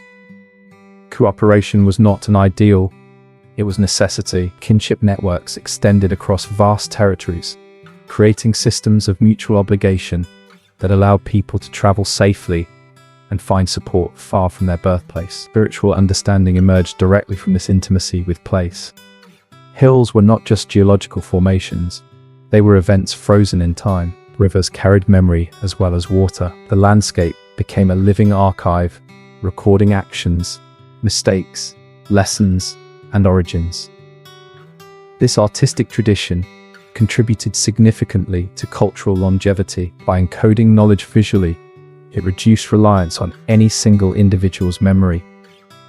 Knowledge was distributed across land and community. In a world where digital records can vanish in moments, these ancient images remind us that durability comes from integration with life itself. When art is woven into responsibility, place, and practice, it becomes more than expression.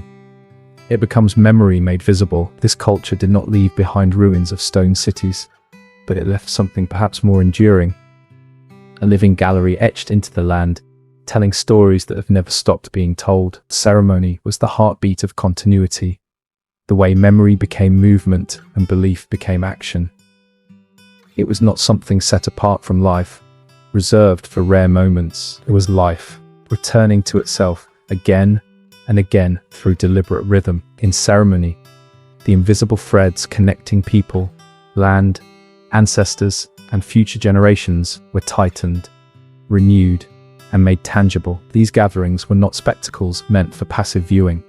Everyone involved carried responsibility. Some sang, some danced, some prepared spaces or objects, Some simply listened with attention. Each role mattered. Ceremony was collective maintenance, not performance. If it was done carelessly, imbalance could follow. If it was done properly, the world remained in order. Songs carried more than melody. They carried precise sequences, names, instructions, and histories. A single song might trace an ancestral journey across the land, recounting how features were formed and laws established. Singing was not symbolic reenactment. It was continuation. By singing, people ensured that these journeys did not fade into silence. Dance transformed the body into memory. Movements echoed animal behavior, natural forces, and ancestral actions. Feet struck the ground in patterns that mirrored ancient paths. Bodies bent, leapt, and turned in ways that recalled creation itself. Through dance, the past moved again in the present. Objects used in ceremony were prepared with care. Body paint, feathers, carved items, and instruments were not decorative additions. They were essential components, each carrying meaning tied to story and place. Preparing them was itself a ritual, reinforcing patience and attention. Timing mattered deeply.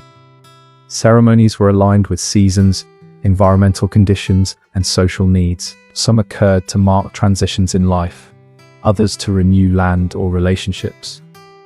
Nothing was arbitrary. Each gathering responded to a specific need within the larger system. Knowledge revealed through ceremony was layered. Some aspects were open, others restricted. As individuals matured, they were gradually entrusted with deeper understanding. This protected both the knowledge and those who carried it. Power was not given lightly.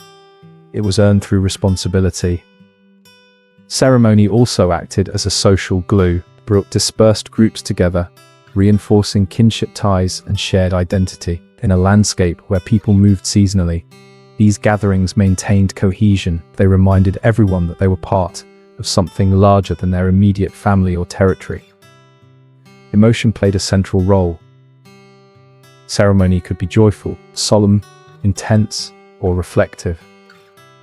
It allowed people to process grief, celebrate survival, and reaffirm purpose. Emotional expression was not separate from knowledge. It was part of it. Through ceremony, land itself was addressed. Certain rituals were believed to sustain water sources, encourage plant growth, or ensure animal abundance. These beliefs were not abstract hopes. They were grounded in generations of observation, linking ritual practice to environmental outcomes. Neglecting ceremony was dangerous. It risked forgetting stories, breaking obligations, and allowing imbalance to grow. Continuity required effort. Memory did not preserve itself automatically. It demanded participation. When disruptions occurred, through displacement, violence, or suppression, ceremony often went underground, adapted, simplified, or changed form. But it did not vanish. Even when people were prevented from gathering openly, fragments of ritual survived in story, gesture, and quiet practice. Today, where ceremonies are revived or maintained, their power remains evident. They reconnect people to land, to each other, and to ancestors. They restore confidence and identity eroded by centuries of disruption. From an external perspective, ceremony can be misunderstood as superstition or spectacle. But such views miss its function. Ceremony was a technology of memory, a system for transmitting complex information across time without writing. It synchronized individuals with collective purpose. This system proved extraordinarily resilient. While institutions collapsed elsewhere, ceremony endured because it lived within people rather than buildings. It required no centralized authority, only shared commitment. Ceremony also reinforced humility. Participants did not perform to display individual talent. They served something larger than themselves. Ego had little place in a practice built on continuity. The physicality of ceremony mattered. Knowledge was not purely intellectual. It was felt through breath, movement, rhythm, and exhaustion. Learning happened through the body as much as through the mind.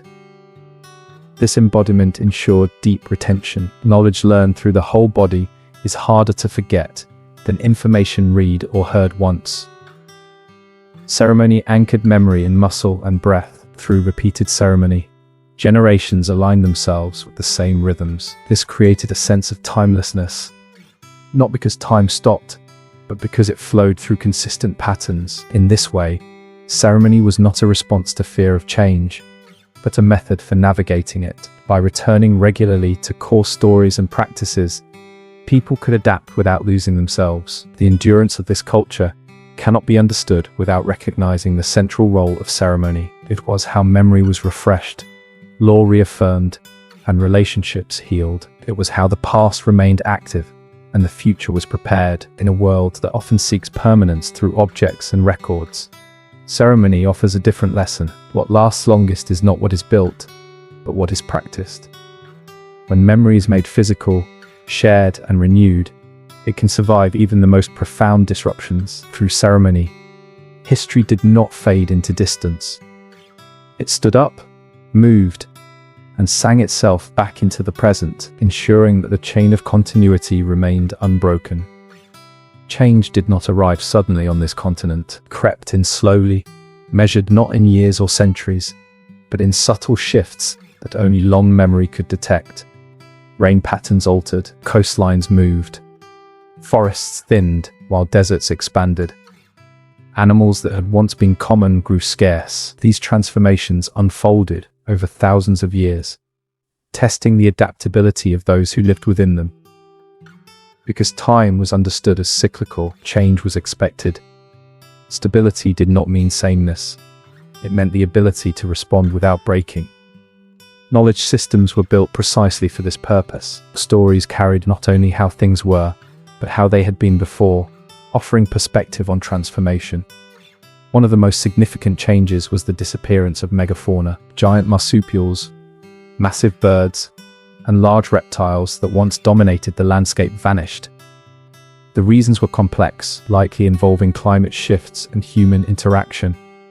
What matters most is how people responded. There was no collapse, no abandonment of culture. Diets adjusted. Tools evolved. Stories absorbed loss. These vanished animals did not disappear entirely from memory. They lived on in art, story, and ceremony, becoming cautionary symbols and lessons about balance. Loss was remembered, not erased. Climate fluctuations brought periods of intense drought. Water sources dried. Vegetation thinned. Movement patterns changed. People responded by expanding networks of cooperation, sharing knowledge across regions. Songlines and kinship ties became even more critical, allowing access to resources beyond immediate territories. Fire practices adjusted as well. Burning regimes changed to suit new conditions, preventing further degradation. Knowledge was not fixed. It was responsive. What is striking is the absence of panic. Change was met with patience and observation. Decisions were not rushed. Elders drew on long memory, recalling previous shifts and responses. This depth of experience allowed communities to navigate uncertainty without fragmentation. Contrast this with societies built on rigid systems that fail when conditions change. Here, flexibility was embedded. There was no single point of failure. Knowledge was distributed, adaptive, and resilient. Environmental change also influenced social structures. Group sizes fluctuated. Movement patterns altered. Yet kinship systems allowed these adjustments without eroding identity. Belonging was not tied to a single place alone, but to networks of relationship. The land itself was treated as a partner in adaptation. Signs of stress were read carefully. Overuse was avoided. Scarcity prompted restraint, not desperation. Stories evolved to reflect new realities. They incorporated changing landscapes and new challenges. This ensured that lessons remained relevant. Continuity did not require freezing stories in time. These adaptations were not temporary. They became part of cultural memory, available for future generations facing similar conditions. Knowledge accumulated like sediment, layered and accessible. Modern discussions of resilience often focus on technological solutions. This culture demonstrates another approach: resilience through relationship, memory, and flexibility. When outsiders arrived later, they often misinterpreted adaptation as simplicity or stagnation. In reality, it was sophistication disguised as stability. The ability to endure environmental change over tens of thousands of years is one of this culture's most remarkable achievements. It reveals a worldview attuned to long-term processes rather than short-term control. As the modern world confronts climate instability, these lessons feel increasingly urgent. Adaptation requires humility, patience, and willingness to change practices without abandoning principles. Change, in this culture, was not an enemy. It was a teacher, and by listening, people ensured that even as the world shifted around them, their culture continued, unbroken. The arrival of strangers from across the sea did not come gradually, and it did not come with understanding. It came abruptly, carried on ships that cut through ancient waters without knowing the stories those waters held. For a culture that had measured time in cycles and continuity, this moment was not just a new chapter, it was a rupture, a fracture that tore through 50,000 years of unbroken relationship with land, law, and memory. At first, the newcomers were curiosities, pale sails on the horizon, unfamiliar shapes moving against the coast. People watched, observed, tried to understand. This had always been the way change was met, with attention before reaction. But this change was unlike any before it. It did not move at the pace of seasons or generations. It moved fast, aggressively, and without listening. The newcomers did not see a continent alive with meaning. They saw emptiness. Where there were songlines, they saw no roads. Where there were laws, they saw no fences. Where there were caretakers, they saw no owners. This misreading became the foundation of everything that followed. Land was declared uninhabited because its inhabitants did not match foreign expectations. What had been continuous suddenly became contested. Sacred places were fenced, mined, or built over. Pathways walked for thousands of years were cut apart. Water sources were claimed. Fire practices were banned. Animals were hunted in numbers never seen before. The balance maintained for millennia was disrupted in decades. Violence followed misunderstanding. Sometimes it was direct, brutal, and immediate. Other times it was quiet and bureaucratic, carried out through policies that removed people from their land, separated families, and erased language. Both forms cut deeply. Both targeted continuity. For people whose identity was inseparable from place, removal was not relocation. It was disorientation. Stories tied to specific hills, rivers, and rock faces could not be practiced elsewhere without loss. Knowledge that required land as its anchor began to fray. Disease swept through communities with devastating speed. Immunities developed over millennia elsewhere did not exist here. Entire family lines vanished. Elders who carried irreplaceable knowledge were lost, sometimes before they could pass on what they held. This was not just demographic collapse, it was cultural trauma. And yet, even in this devastation, something endured. Knowledge went underground. Ceremonies were whispered instead of sung aloud. Stories were told in fragments, protected until safer times. Parents taught children quietly, carefully, often at great personal risk. The newcomers believed they were bringing civilization. They brought clocks, borders, property lines, and written law, but these systems were brittle. They demanded conformity and obedience, not relationship. They valued extraction over care, speed over balance. The clash was not simply between people, but between worldviews. One saw land as a commodity. The other saw it as kin. One measured success in expansion, the other in continuity. One believed progress required replacement. The other believed survival required remembrance. For a time, it seemed as if the older worldview might be extinguished. Languages declined. Ceremonies were interrupted. Children were taken and raised away from their families. The chain that had held for 50,000 years was strained as never before. But it did not break. What allowed endurance in this moment was the same thing that had always allowed it. Adaptability without surrender. People learn new ways to survive without abandoning who they were. They worked on stations, in towns, in unfamiliar systems, carrying their identity quietly within them, elders remembered. Even when they were forbidden to practice openly, they held knowledge until it could be passed on. Songs waited. Stories waited. Ceremony waited. Time, after all, had always been patient. This period introduced grief unlike anything before, not the grief of seasonal loss or environmental change, but the grief of intentional disruption, of being told that one's way of life was invalid, illegal, or invisible, of being treated as temporary on land held since deep time. And yet, resistance took many forms. Sometimes it was overt. More often, it was subtle. Survival itself became resistance. Teaching a child their language, remembering a story, walking an old path quietly, the newcomers measured history from the moment they arrived. Everything before was dismissed as prelude, but for those who had always been here, this moment was not the beginning of history. It was a sudden intrusion into an already ancient story. The pain of first contact continues to echo.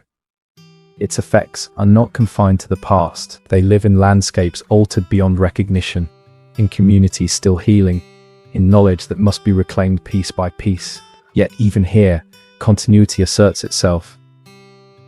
The fact that stories, ceremonies, and identities still exist at all is extraordinary. It speaks to a resilience forged not in conquest, but in connection.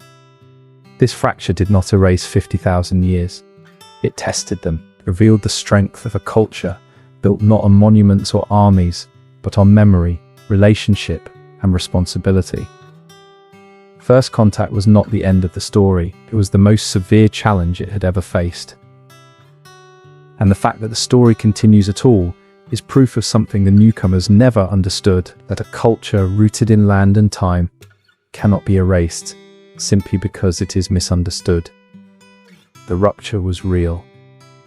The loss was profound. But the continuity, though wounded, endured. Even after the world shifted violently around them, even after displacement, violence, and disease tore through communities, the culture endured. Survival, in the literal sense, was never guaranteed. Yet continuity persisted. This was not achieved through isolation or withdrawal, but through steadfast attention to relationships, memory, and responsibility. Each person carried fragments of lore, song, story, and land within them, and these fragments became the lifelines of culture under pressure. Life under pressure required adaptation without surrender. People were forced into new environments, often unfamiliar and hostile, far from the lands that had nurtured generations. Yet they carried knowledge as portable culture, language, story, ceremony, and law that could survive absence from place. Even when traditional territories were inaccessible, the mental and spiritual landscape remained alive, guiding behavior, ethics, and identity. Communal structures were critical to endurance. Kinship networks, often spanning great distances, allowed support and exchange of knowledge. Responsibilities were shared, elders continued to teach, and those with specialized knowledge of fire, water, and land management guided decisions wherever possible. Cooperation was not optional, it was essential. Individuals could not bear the full weight of continuity alone. Adaptation took many forms. People integrated new tools, clothing, and shelter practices introduced by outsiders. Yet they did so selectively, filtering innovation through ancestral knowledge. Change was not wholesale assimilation. It was careful incorporation that did not compromise core values. This approach allowed survival in the short term while protecting long-term identity. Language became a critical vessel. Even as communities were fragmented, words carried memory, lore, and story. Children learned local dialects where possible, songs retained sequences of law and ceremony, and naming preserved connections to land that might no longer be physically accessible. Speech became both a tool and a shield, maintaining cultural continuity under scrutiny and suppression. Ceremony, though often curtailed or forced underground, persisted. Rituals were adapted to smaller groups, private spaces, or new contexts. Even abbreviated forms carried essential meaning. Elders performed what could be performed, ensuring that the rhythm of memory remained unbroken. Every action, every recitation, was a deliberate act of cultural preservation. Resilience was further strengthened by ethical grounding. Even when external pressures demanded compromise, internal principles governed behavior. Respect for the land, animals, and each other could not be abandoned without fracturing the very foundation that allowed survival. Decisions were weighed against ancestral law, even in unfamiliar or oppressive conditions. This ethical compass sustained cohesion when external structures failed. Food and environmental knowledge became a lifeline. Understanding seasonal patterns, water sources, and plant cycles allowed survival in altered landscapes. Knowledge of fire management, hunting restraint, and resource rotation continued wherever possible. Even fragments of these practices made a profound difference, allowing people to sustain themselves in places outsiders considered uninhabitable. Loss was inevitable, yet memory preserved it. Individuals, families, and communities mourned those who were lost to violence, disease, or displacement. Songs, stories, and ceremony carried these memories forward. Death did not erase identity.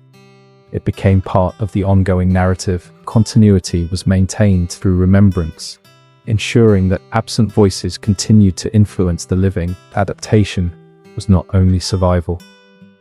It was assertion. Maintaining knowledge, practicing story, singing law, and honoring ceremony became acts of resistance. Survival under pressure required courage, attention, and determination. It was not passive endurance.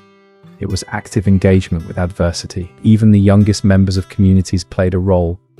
Learning through observation, listening, and participation allowed continuity to pass to the next generation. Children inherited culture through practice and experience rather than written instruction, becoming carriers of a system that had already survived millennia of environmental and social challenges. Over time, relationships with land continued. Even when land was contested or restricted, knowledge of sacred sites, water sources, and travel routes was preserved mentally and orally. These mental maps allowed the culture to reconnect physically when opportunity arose, sustaining both survival and identity. Modern recognition often frames this period as trauma or loss, but for those living it, continuity was not only possible, it was intentional. Every act of remembrance, every song, every observation of natural cycles, every adaptation of ritual was a deliberate choice to persist. Survival alone was insufficient. Culture had to be actively maintained. The ability to endure under pressure was cumulative. Previous generations had survived environmental change, migration, and social disruption.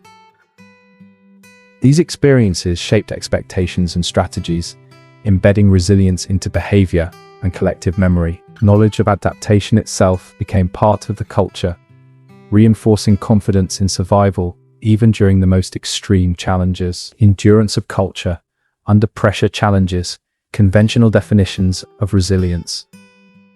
It was not about resisting change in a fixed form, nor about isolating from adversity. It was about flexibility guided by ethics, knowledge, and memory. Change was navigated without eroding core identity, a balance that allowed continuity despite external forces. This continuity was not passive preservation, it was active, deliberate, and conscious. Every decision, every action, every teaching was a thread in the fabric of survival. Each thread mattered. If even small pieces of memory were lost, the chain of knowledge could weaken. The culture's resilience depended on vigilance as much as adaptability. Even in conditions designed to erase identity, culture persisted. Law, story, ceremony, and song were hidden yet alive. Elders remained stewards of knowledge. Families carried language and practice quietly. Children absorbed lessons without realizing the weight of what they were inheriting. Continuity survived through these intentional acts. This period demonstrates that culture can endure immense pressure without surrendering its essence. Survival was inseparable from the maintenance of knowledge, identity, and ethics. Endurance was not accidental. It was the product of deep understanding, careful observation, and deliberate action. Through displacement, violence, and oppression, the culture continued. Its strength lay not in isolation, weapons, or wealth, but in memory, ethics, and relationship, principles that had guided survival for tens of thousands of years and that ensured continuity even in the most hostile circumstances. Over tens of thousands of years, this culture accumulated knowledge that was as practical as it was profound. Survival, adaptation, and ceremony were inseparable from the land, and every action carried lessons about ecology, resource management, and sustainability. Long before modern science sought to understand fire ecology, water systems, or biodiversity, these people had developed systems that worked, guided by observation, memory, and responsibility. What outsiders often dismiss as tradition was, in fact, highly sophisticated environmental knowledge. Fire management offers one of the clearest examples. Controlled burns, timed to seasons and wind patterns, maintained grasslands, encouraged regeneration of useful plants, and created mosaic habitats for animals. These practices prevented the buildup of fuel that could cause catastrophic wildfires. Modern ecologists now recognize this as an essential component of ecosystem health.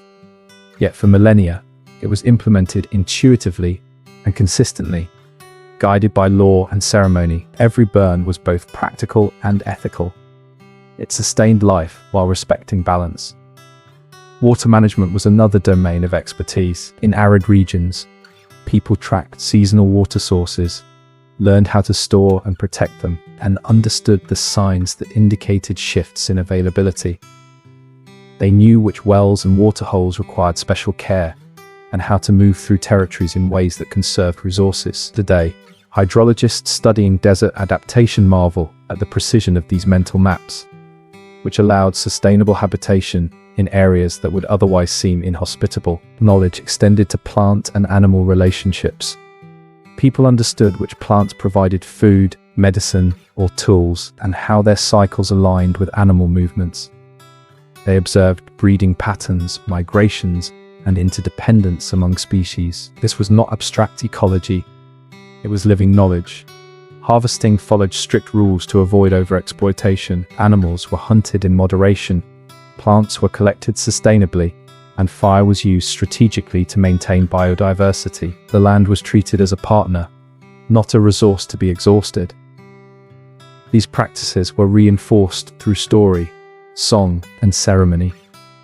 Environmental knowledge was encoded in narratives that conveyed both practical instructions and ethical guidance. Children learned when and where to gather, which plants to avoid, and how to track animals, all embedded in memorable verse and ritual. Knowledge was never divorced from culture, and culture was inseparable from survival. Oral transmission ensured that ecological expertise did not reside in a single individual, but was distributed across the community. Modern science often approaches these topics through empirical study, observation, and experimentation. Yet much of the knowledge held by this culture was already empirically validated over millennia. It was tested through repeated experience, observation of cause and effect, and refinement across generations. Mistakes were noted, corrected, and incorporated into communal memory.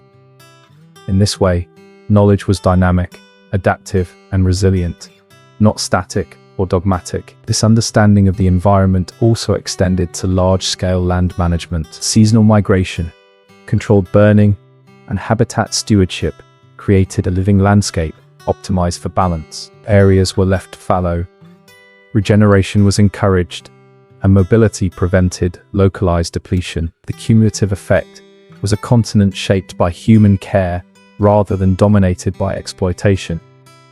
People did not conquer the land, they collaborated with it. Anthropologists and ecologists today increasingly recognize the relevance of these systems. Techniques such as patch burning, seasonal movement, and sustainable harvesting are being revisited as models for modern environmental management. Practices once dismissed as primitive are now appreciated as examples of long-term ecological intelligence. What was intuitive for thousands of years is now being formalized through research, demonstrating the sophistication of traditional knowledge. The ethical component was inseparable from technical expertise. Sustainability was not a choice. It was law. Overharvesting, careless burning, or neglect of sacred sites was forbidden. Knowledge was coupled with responsibility. Environmental stewardship was moral as well as practical. The culture endured because it treated survival as a communal, ethical obligation, not a matter of individual gain. This system also illustrates the depth of long-term thinking embedded in human behavior. Modern approaches often prioritize immediate productivity or economic gain. Here, decisions were made with centuries in mind. Actions were guided by the principle that future generations must inherit a viable, healthy environment. Time was measured not in decades but in cycles spanning millennia, reinforcing continuity over short-term advantage. Importantly, these lessons were not abstract. Knowledge was applied daily in the preparation of tools, the construction of shelters, the harvesting of food, and the movement across territories. Observation of animal behavior, plant cycles, and environmental cues shaped daily decisions. Practicality and philosophy were fused. Survival and ethics were inseparable. Even when displacement or external pressures disrupted access to traditional lands, knowledge was preserved through oral systems. Stories, songs, and ceremony maintained ecological understanding in memory, ensuring that principles could be applied again when circumstances allowed. Knowledge was portable, resilient, and deeply integrated into identity. Modern ecological crises underscore the relevance of these lessons. Soil degradation, deforestation, wildfire, and biodiversity loss demonstrate the consequences of ignoring the intricate relationships between species, land, and human behavior. Traditional systems offer a model for sustainable interaction, rooted not in extraction, but in observation, respect, and adaptive management. The culture's understanding of the environment was also intergenerational. Elders taught younger members, children observed, and responsibility was gradually expanded. Learning was experiential. Theory alone was insufficient. It had to be embodied in practice.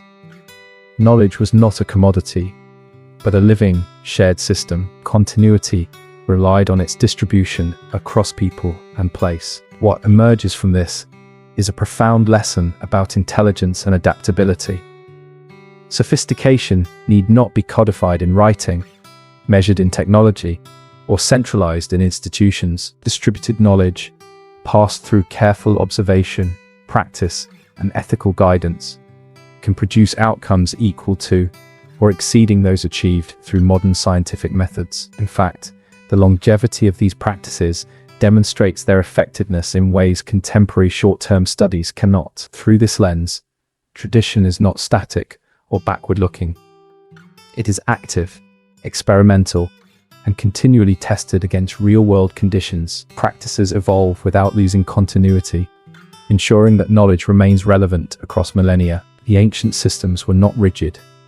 They were flexible, adaptive, and rooted in the principle that survival requires balance. By combining technical skill, ethical practice, and deep observation, this culture developed an integrated understanding of the world that remains unmatched in scale and duration. Its knowledge of fire, water, plants, animals, and landscape allowed sustained habitation in a continent that, to outsiders, seemed harsh and unyielding. Its strategies offer lessons not only in survival but in stewardship, resilience, and long-term thinking. In the modern context, revisiting these practices is increasingly urgent. As climate instability, habitat loss, and resource depletion challenge human societies, the insights of a culture that has endured for 50,000 years provide a model for sustainable coexistence. What was once dismissed as tradition is now recognized as profound environmental intelligence, demonstrating that the oldest lessons can still guide the present. Voices that carry across millennia do not always speak in ways outsiders immediately understand. They are quiet, embedded in memory, ceremony, story, and land. Yet they persist, living through disruption, displacement, and colonization. Contemporary indigenous voices are the living continuation of 50,000 years of culture, carrying the same principles, knowledge, and responsibility that have guided survival since time immemorial. These voices are not merely reflections of the past, they are active, evolving, and present, ensuring that continuity is not static but dynamic. Speaking today is an act of survival. Each word, each story, each ceremony is a deliberate assertion of identity and presence. Language is not only communication, it is a repository of law, ecology, philosophy, and ethics. When elders teach young people in their own languages, they pass forward knowledge of land, cycles, responsibilities, and relationships. To speak is to maintain the chain that links generations, to reinforce the memory that allows culture to endure. Art continues to play a central role in contemporary expression. Rock paintings, body art, dance, and music are not relics frozen in time. They are continually renewed, incorporating present experiences while maintaining connection to ancestral meaning. When a young person adds a new symbol or adapts a song, they are participating in the same processes that sustained culture tens of thousands of years ago. Innovation does not break continuity, it extends it. Ceremony remains a cornerstone. Initiations, seasonal gatherings, and ritual observances continue to reinforce identity, knowledge, and responsibility. These events may have adapted to modern circumstances, performed in smaller groups, in urban settings, or under legal restrictions, but their essence endures. The rhythm of ceremony continues to anchor people to land, ancestors, and community. Participation is an affirmation that memory, law, and practice remain alive, and that the culture persists through embodied action. Land continues to be central to identity. Contemporary voices insist on connections to country, emphasizing that belonging is inseparable from place. Even where access has been restricted, people carry the landscape in memory, song, and story. Place is not simply physical, it is ethical, spiritual, and relational. Speaking about land today reaffirms obligations that have persisted across millennia. Care, stewardship, and balance. Education has become a vital medium for continuity. Elders and knowledge holders teach children and younger adults, not only through observation, but also through structured programs that adapt traditional learning to modern contexts. Storytelling, song, dance, and art are combined with contemporary tools to ensure transmission. While technology, schools, and media may provide new platforms, the content remains anchored in principles that have guided human life for 50,000 years. These voices also confront history. Speaking about disruption, colonization, and forced displacement is not only testimonial, but also instructional. It documents the resilience required to maintain continuity under pressure, illustrating strategies of adaptation, resistance, and survival. Memory is preserved deliberately, ensuring that future generations inherit both knowledge and understanding of past challenges. The contemporary assertion of culture is also political. Advocacy, land rights, and participation in governance are extensions of long-standing principles. Stewardship, responsibility, and ethical engagement with the environment are reframed in modern legal and social systems.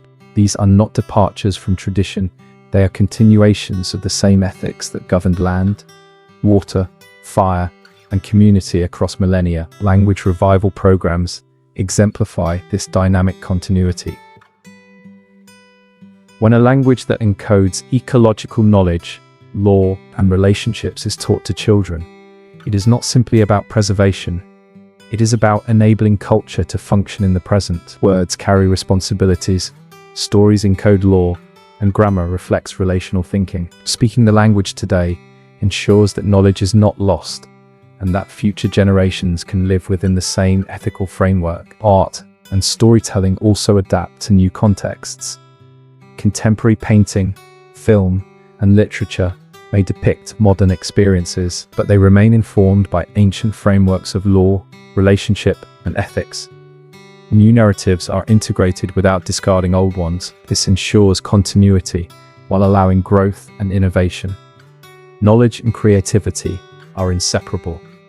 Tradition is never static. Participation in public discourse is another form of continuity, sharing perspectives on environmental management, social justice, and cultural heritage carries forward ancestral understanding into contemporary debate. These voices remind society that knowledge accumulated over tens of thousands of years remains relevant, offering insights that cannot be replicated by modern institutions alone. Ceremony, story, and song are also tools for healing. Contemporary communities face challenges arising from historical trauma, dispossession, and marginalization. Returning to traditional practices allows individuals and communities to process grief, reinforce identity, and strengthen resilience. This continuation of practice illustrates that culture is not merely inherited, it is lived, repaired, and renewed continuously. The endurance of these voices demonstrates the resilience of a system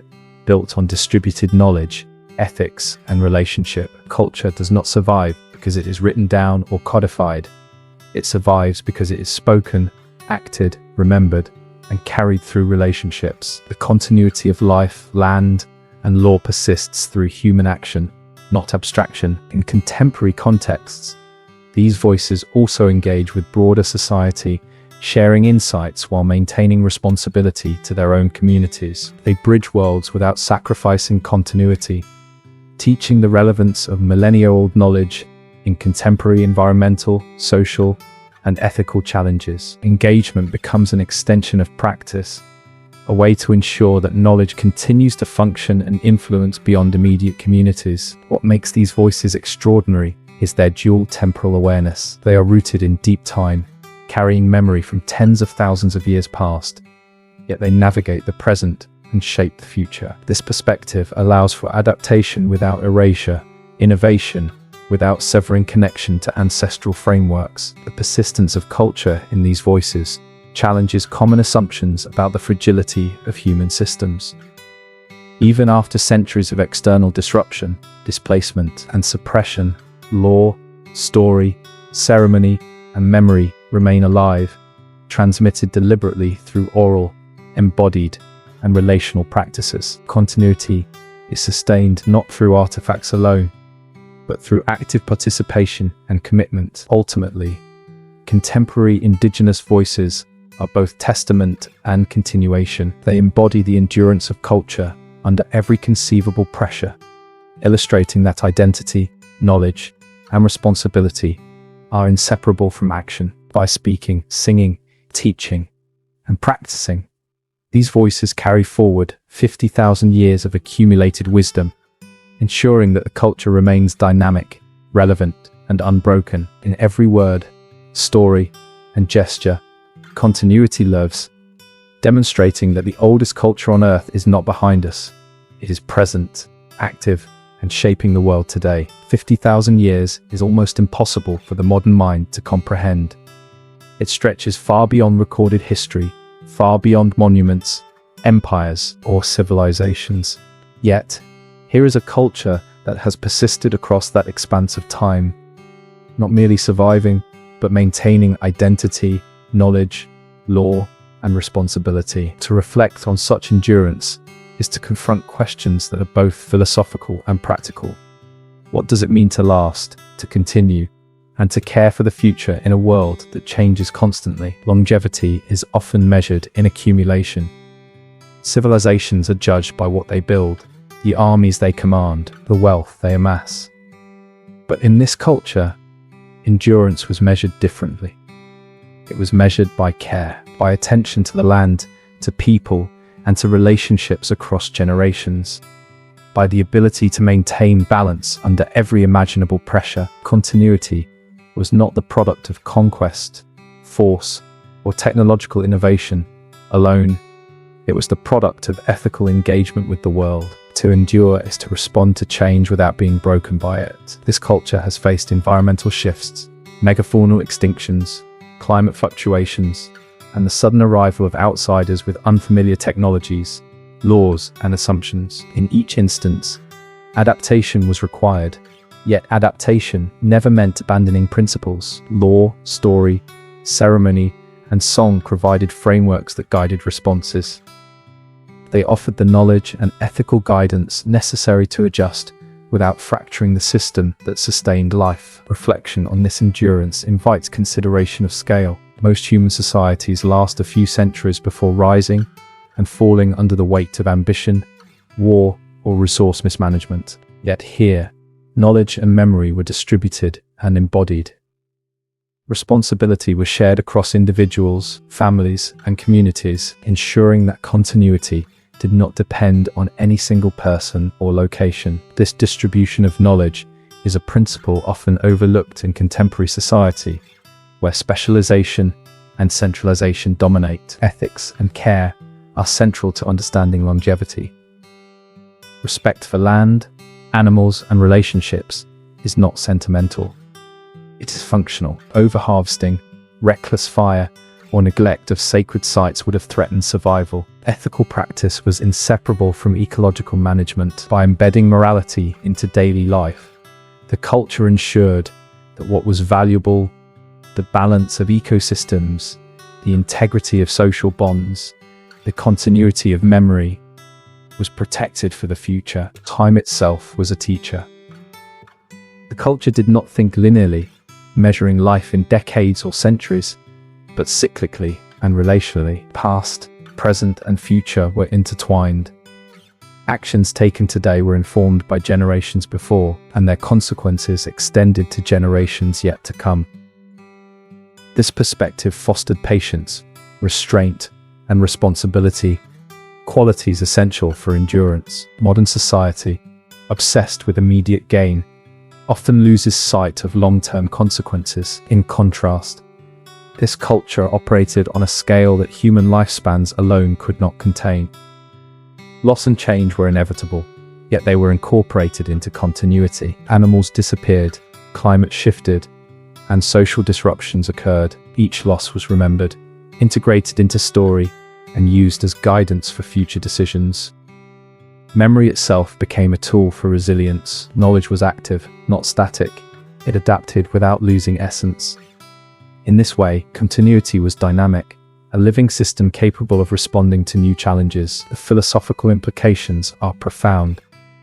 What does it mean to last, not by domination, but by care? What does it mean to measure success in continuity rather than accumulation? This culture demonstrates that endurance is not about resisting change for its own sake, but about integrating change ethically. Survival is inseparable from relationship with land, with kin, with all living beings. Longevity is inseparable from responsibility. Education was central to this endurance. Children learned not through abstraction, but through lived experience. Observation, participation, and gradual instruction ensured that knowledge passed intact from one generation to the next. Mistakes were opportunities for learning, guided by elders who carried memory and judgment. This method of transmission allowed continuity even under extreme pressure, when displacement or disruption threatened physical survival. Memory, story, and ceremony were the glue that held continuity together. They ensured that law, ethics, and ecological knowledge were not forgotten. They allowed adaptation without severing connection to principles. When songs were sung or rituals performed, the past became present, reinforcing responsibilities to the land, animals, and future generations. Through repeated practice, continuity was reinforced in both mind and body. First contact with outsiders introduced unprecedented disruption. Yet even here, continuity persisted. Knowledge was carried underground, in quiet teaching, in memory, in adaptation to new circumstances. Survival under extreme pressure was not passive, it was deliberate. Maintaining identity, law, and practice was itself a form of resistance, demonstrating the inseparability of endurance and ethics. Reflection on such longevity also raises questions about the modern world. Societies today often focus on immediate productivity, expansion, or technological prowess, yet the endurance of this culture demonstrates that resilience comes not from speed or accumulation, but from alignment with long-term principles. Knowledge, ethics, and care are more durable than empires, infrastructure, or written records. A culture that prioritizes balance, memory, and responsibility can survive forces that would destroy others. Continuity is not mere survival. It is active, intentional, and relational.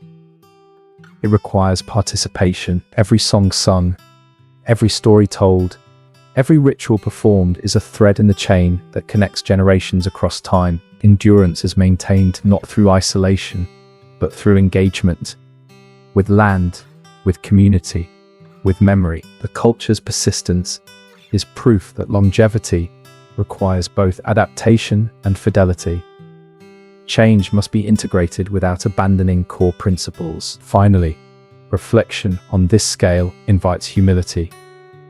50,000 years is beyond ordinary comprehension. It dwarfs the lifespan of empires, the construction of monuments, and the achievements of individuals. To witness such continuity is to recognize that human life can be measured not only in conquest or accumulation, but in care, attention, and ethical action. The deepest lessons lie in patience, responsibility, and the alignment of human activity with cycles far greater than ourselves. What 50,000 years teaches is that endurance is a practice, not a guarantee. It is built daily, generation by generation, through choices guided by memory, law, ethics, and relationship. Continuity is never accidental. It is deliberate, active, and alive. In reflecting on this culture, we are confronted with the possibility that the measure of human achievement is not how high we build, how fast we expand, or how much we accumulate, but how carefully, responsibly, and thoughtfully we carry knowledge, memory, and life into the future. Continuity is a word often used loosely, but in the context of this culture, it is precise and profound. To continue is not merely to survive, it is to carry forward identity, law, knowledge, and responsibility across generations. Survival can be measured in bodies, food, or shelter. Continuity is measured in relationships, memory, and care. It is sustained not by walls or armies, but by ethical engagement with the land, community, and future. This distinction is essential to understanding how a culture could endure for 50,000 years without ever fracturing its identity. From the earliest arrival on the continent, continuity was built into everyday life. Every journey, every song, every fire applied, every stone tool crafted, and every story told reinforced connections between people, land, and ancestors. Actions were never isolated. They were understood within the larger context of responsibility, a chain that linked individual decisions to the well-being of future generations. Each person was both recipient and custodian of a vast cultural inheritance, and the weight of that dual role shaped behavior profoundly. Law, encoded in story and ceremony, was central to continuity. It was not a set of abstract rules imposed from above, but a living framework guiding interactions between people, animals, and the land. These laws were continually renewed through practice, not merely recited. Each time a story was sung, a ritual performed, or a songline followed, law was reaffirmed. It did not exist on paper or in archives. It existed in action, memory, and presence. To break these laws was to threaten not only social cohesion, but ecological and spiritual balance. Ceremony functioned as the heartbeat of cultural endurance. Rituals aligned people with cycles of nature, the movements of ancestors, and the responsibilities of the living. Participation reinforced memory and anchored identity in both place and practice. Ceremonies were adaptive yet consistent, allowing the culture to survive environmental change, displacement, and external disruption. Even when forced underground, ceremonial knowledge persisted, preserved in quiet teaching, careful observation, and small-scale practice. Continuity was maintained because people understood that ritual was inseparable from survival itself. Songlines and storytelling were equally essential. Memory, law, and ecological knowledge were embedded in oral narratives, ensuring that knowledge did not rely on any single individual or artifact. Songs guided movement, preserved law, and transmitted history. Stories recorded environmental events, encoded ethics, and taught responsibility. By integrating practical instruction with spiritual and ethical guidance, these systems ensured that continuity was holistic, not merely a record of survival. Knowledge transmission was deliberate and intergenerational.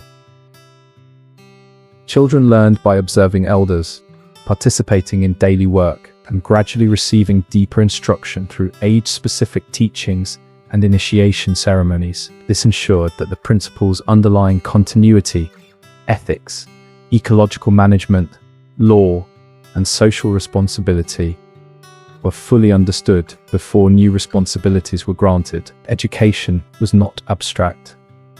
It was living and practical, woven into the rhythms of daily life, environmental cycles, and ceremonial practice. Through this method, continuity was reinforced at every stage of life. Adaptation was always measured against the need to maintain core principles. Environmental change, social disruption, or new technologies were not automatically rejected or embraced. Each was evaluated through the lens of responsibility and ethics. Fire regimes were adjusted, diets shifted, and movement patterns altered, but all within frameworks that preserved law, memory, and balance. This flexibility allowed the culture to endure when external pressures were extreme, including colonization, displacement, and violence.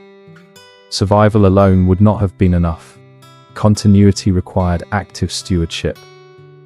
Animals and land were central to continuity. Relationships with non-human life were ethical and reciprocal. Hunting, gathering, and environmental management were governed by long-established principles designed to preserve abundance and sustain future generations. Sacred sites, water sources, and ecological knowledge were protected, maintained, and renewed through ritual. By ensuring that the living world remained healthy, people guaranteed the continuity of both life and culture. Respect for all life was not optional. It was embedded in survival itself. Language carried continuity as well. Oral transmission ensured that knowledge, law, and story persisted even under conditions of extreme disruption. Language encoded relationships, place, and ethical responsibilities. Passing language to children was an act of cultural preservation. Each word spoken was a link in the chain connecting generations, a reinforcement of identity, and a vessel for ancestral memory. Language, in this sense, was as critical to continuity as water or food. Disruption tested continuity repeatedly. Colonization, forced removal, disease, and social upheaval threatened to sever connections to land, ceremony, and story. Yet continuity did not rely on physical occupation alone. Knowledge persisted in memory, in practice, and in relational networks. Songs, stories, and ceremonial knowledge were carried even when access to land was restricted. Continuity was sustained by human action, commitment, and ethical engagement. Survival alone would have been fragile.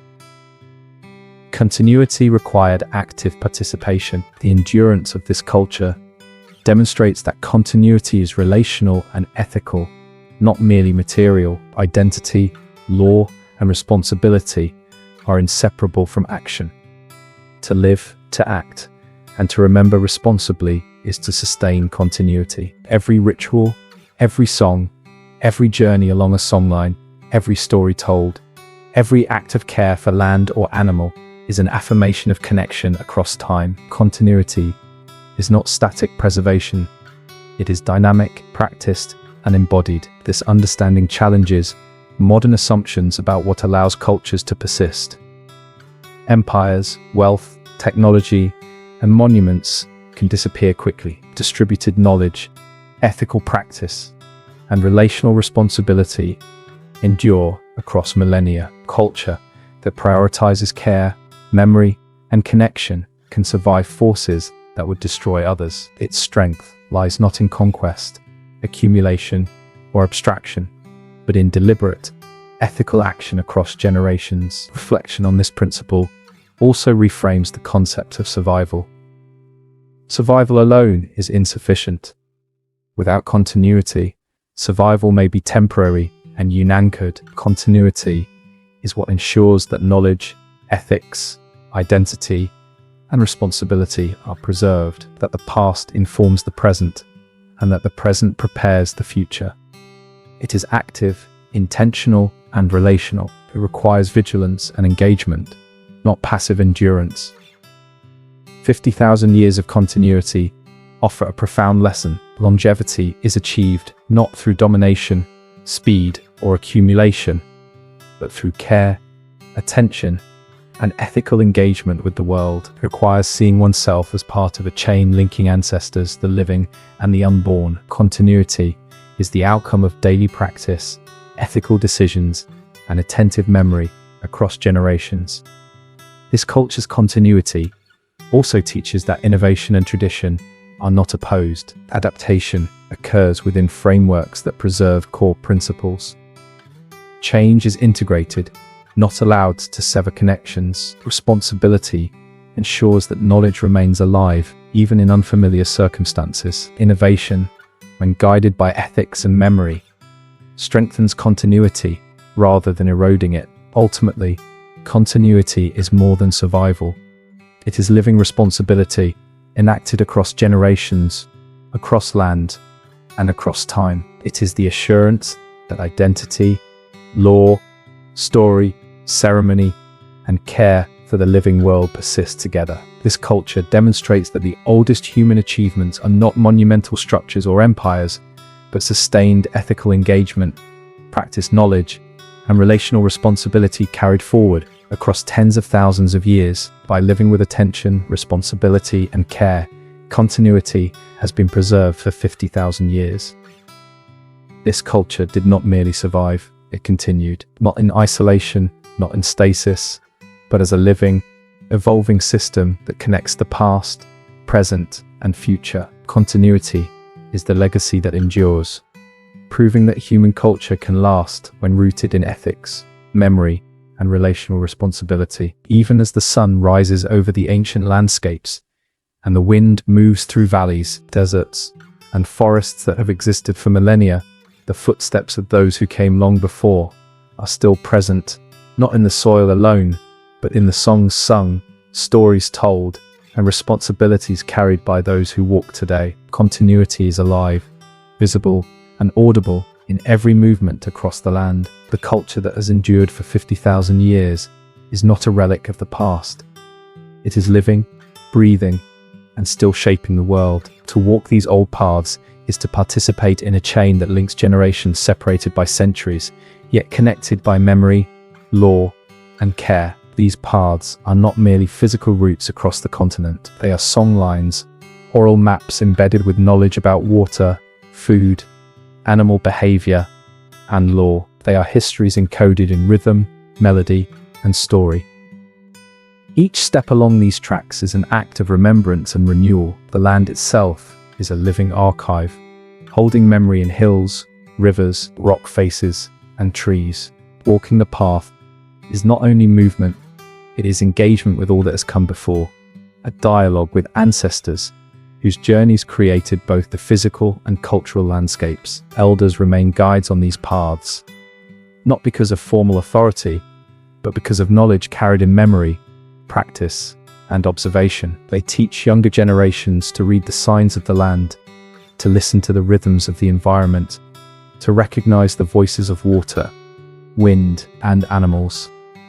Every lesson is a continuation of knowledge accumulated over countless generations. Each act of teaching reinforces continuity, ensuring that responsibility is passed forward. The persistence of these practices demonstrates a remarkable principle.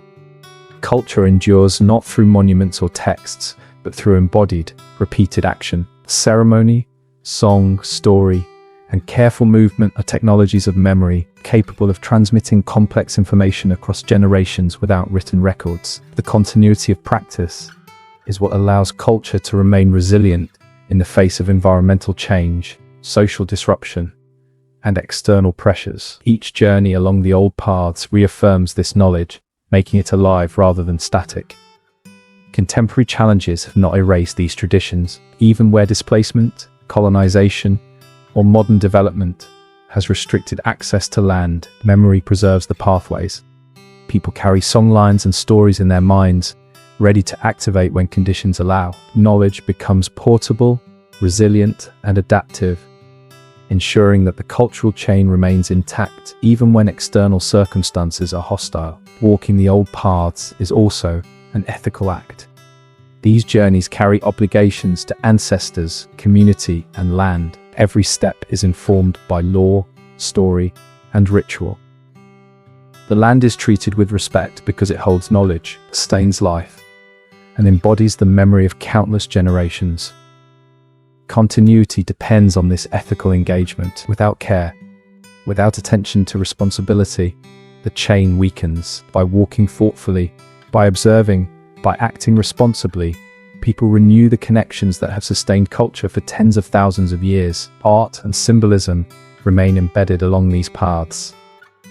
Rock paintings, engraved stones, and ceremonial markings continue to communicate meaning. They reinforce lore, recall ancestral journeys, and encode ecological knowledge. These markers are not frozen in time. They are renewed and interpreted with each journey, connecting present action with memory from deep time. Observing, touching, and learning from these expressions is part of walking the path. Each interaction strengthens the chain of continuity, demonstrating that culture is living, relational, and embodied. The paths also connect people socially. Kinship networks, trade routes, and ceremonial pathways link communities across vast distances. Movement along these routes reinforces obligations, relationships, and collective identity. People are not isolated travelers. Each journey is integrated into a web of connection that maintains the social structure essential for cultural endurance. Relationships with others, like relationships with the land, are inseparable from survival and continuity. Fire, used carefully along these routes, continues to shape the landscape. Controlled burns maintain ecosystems, support biodiversity, and honor the cycles encoded in story and lore. These practices are guided by ancestral knowledge and observation. Each application of fire is both practical and ceremonial, sustaining life while reinforcing memory. Walking the paths includes observing, managing, and respecting fire, making it a tool of continuity rather than destruction. Children, walking these paths with elders, learn through experience. Observation, participation, and gradual instruction embed knowledge physically, cognitively, and spiritually. Learning is not abstract, it is lived. Each generation inherits a system of law, memory, and responsibility that has survived environmental shifts, societal disruption, and centuries of external pressure. By walking the old paths, children become carriers of continuity, ready to sustain culture in the future. The persistence of these practices demonstrates a philosophy of time that differs profoundly from linear concepts. The past is not gone. It is present in the land, in memory, and in action. Walking is not merely moving forward. It is an engagement with cycles of creation, story, and lore that have shaped life for millennia. Time is layered, relational, and continuous.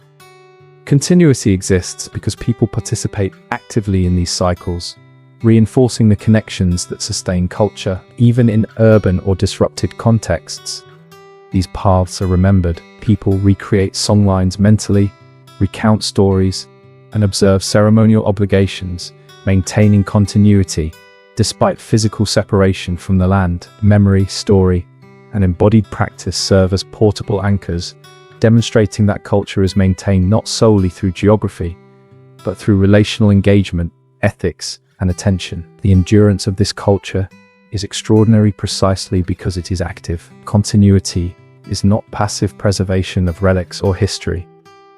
It is living participation. Each journey along the old paths is an act of reaffirmation, renewing the links between past, present, and future. Knowledge, law, ceremony, and responsibility are embodied in each step, ensuring that culture is transmitted without loss and remains relevant. Reflecting on these practices offers lessons for all societies.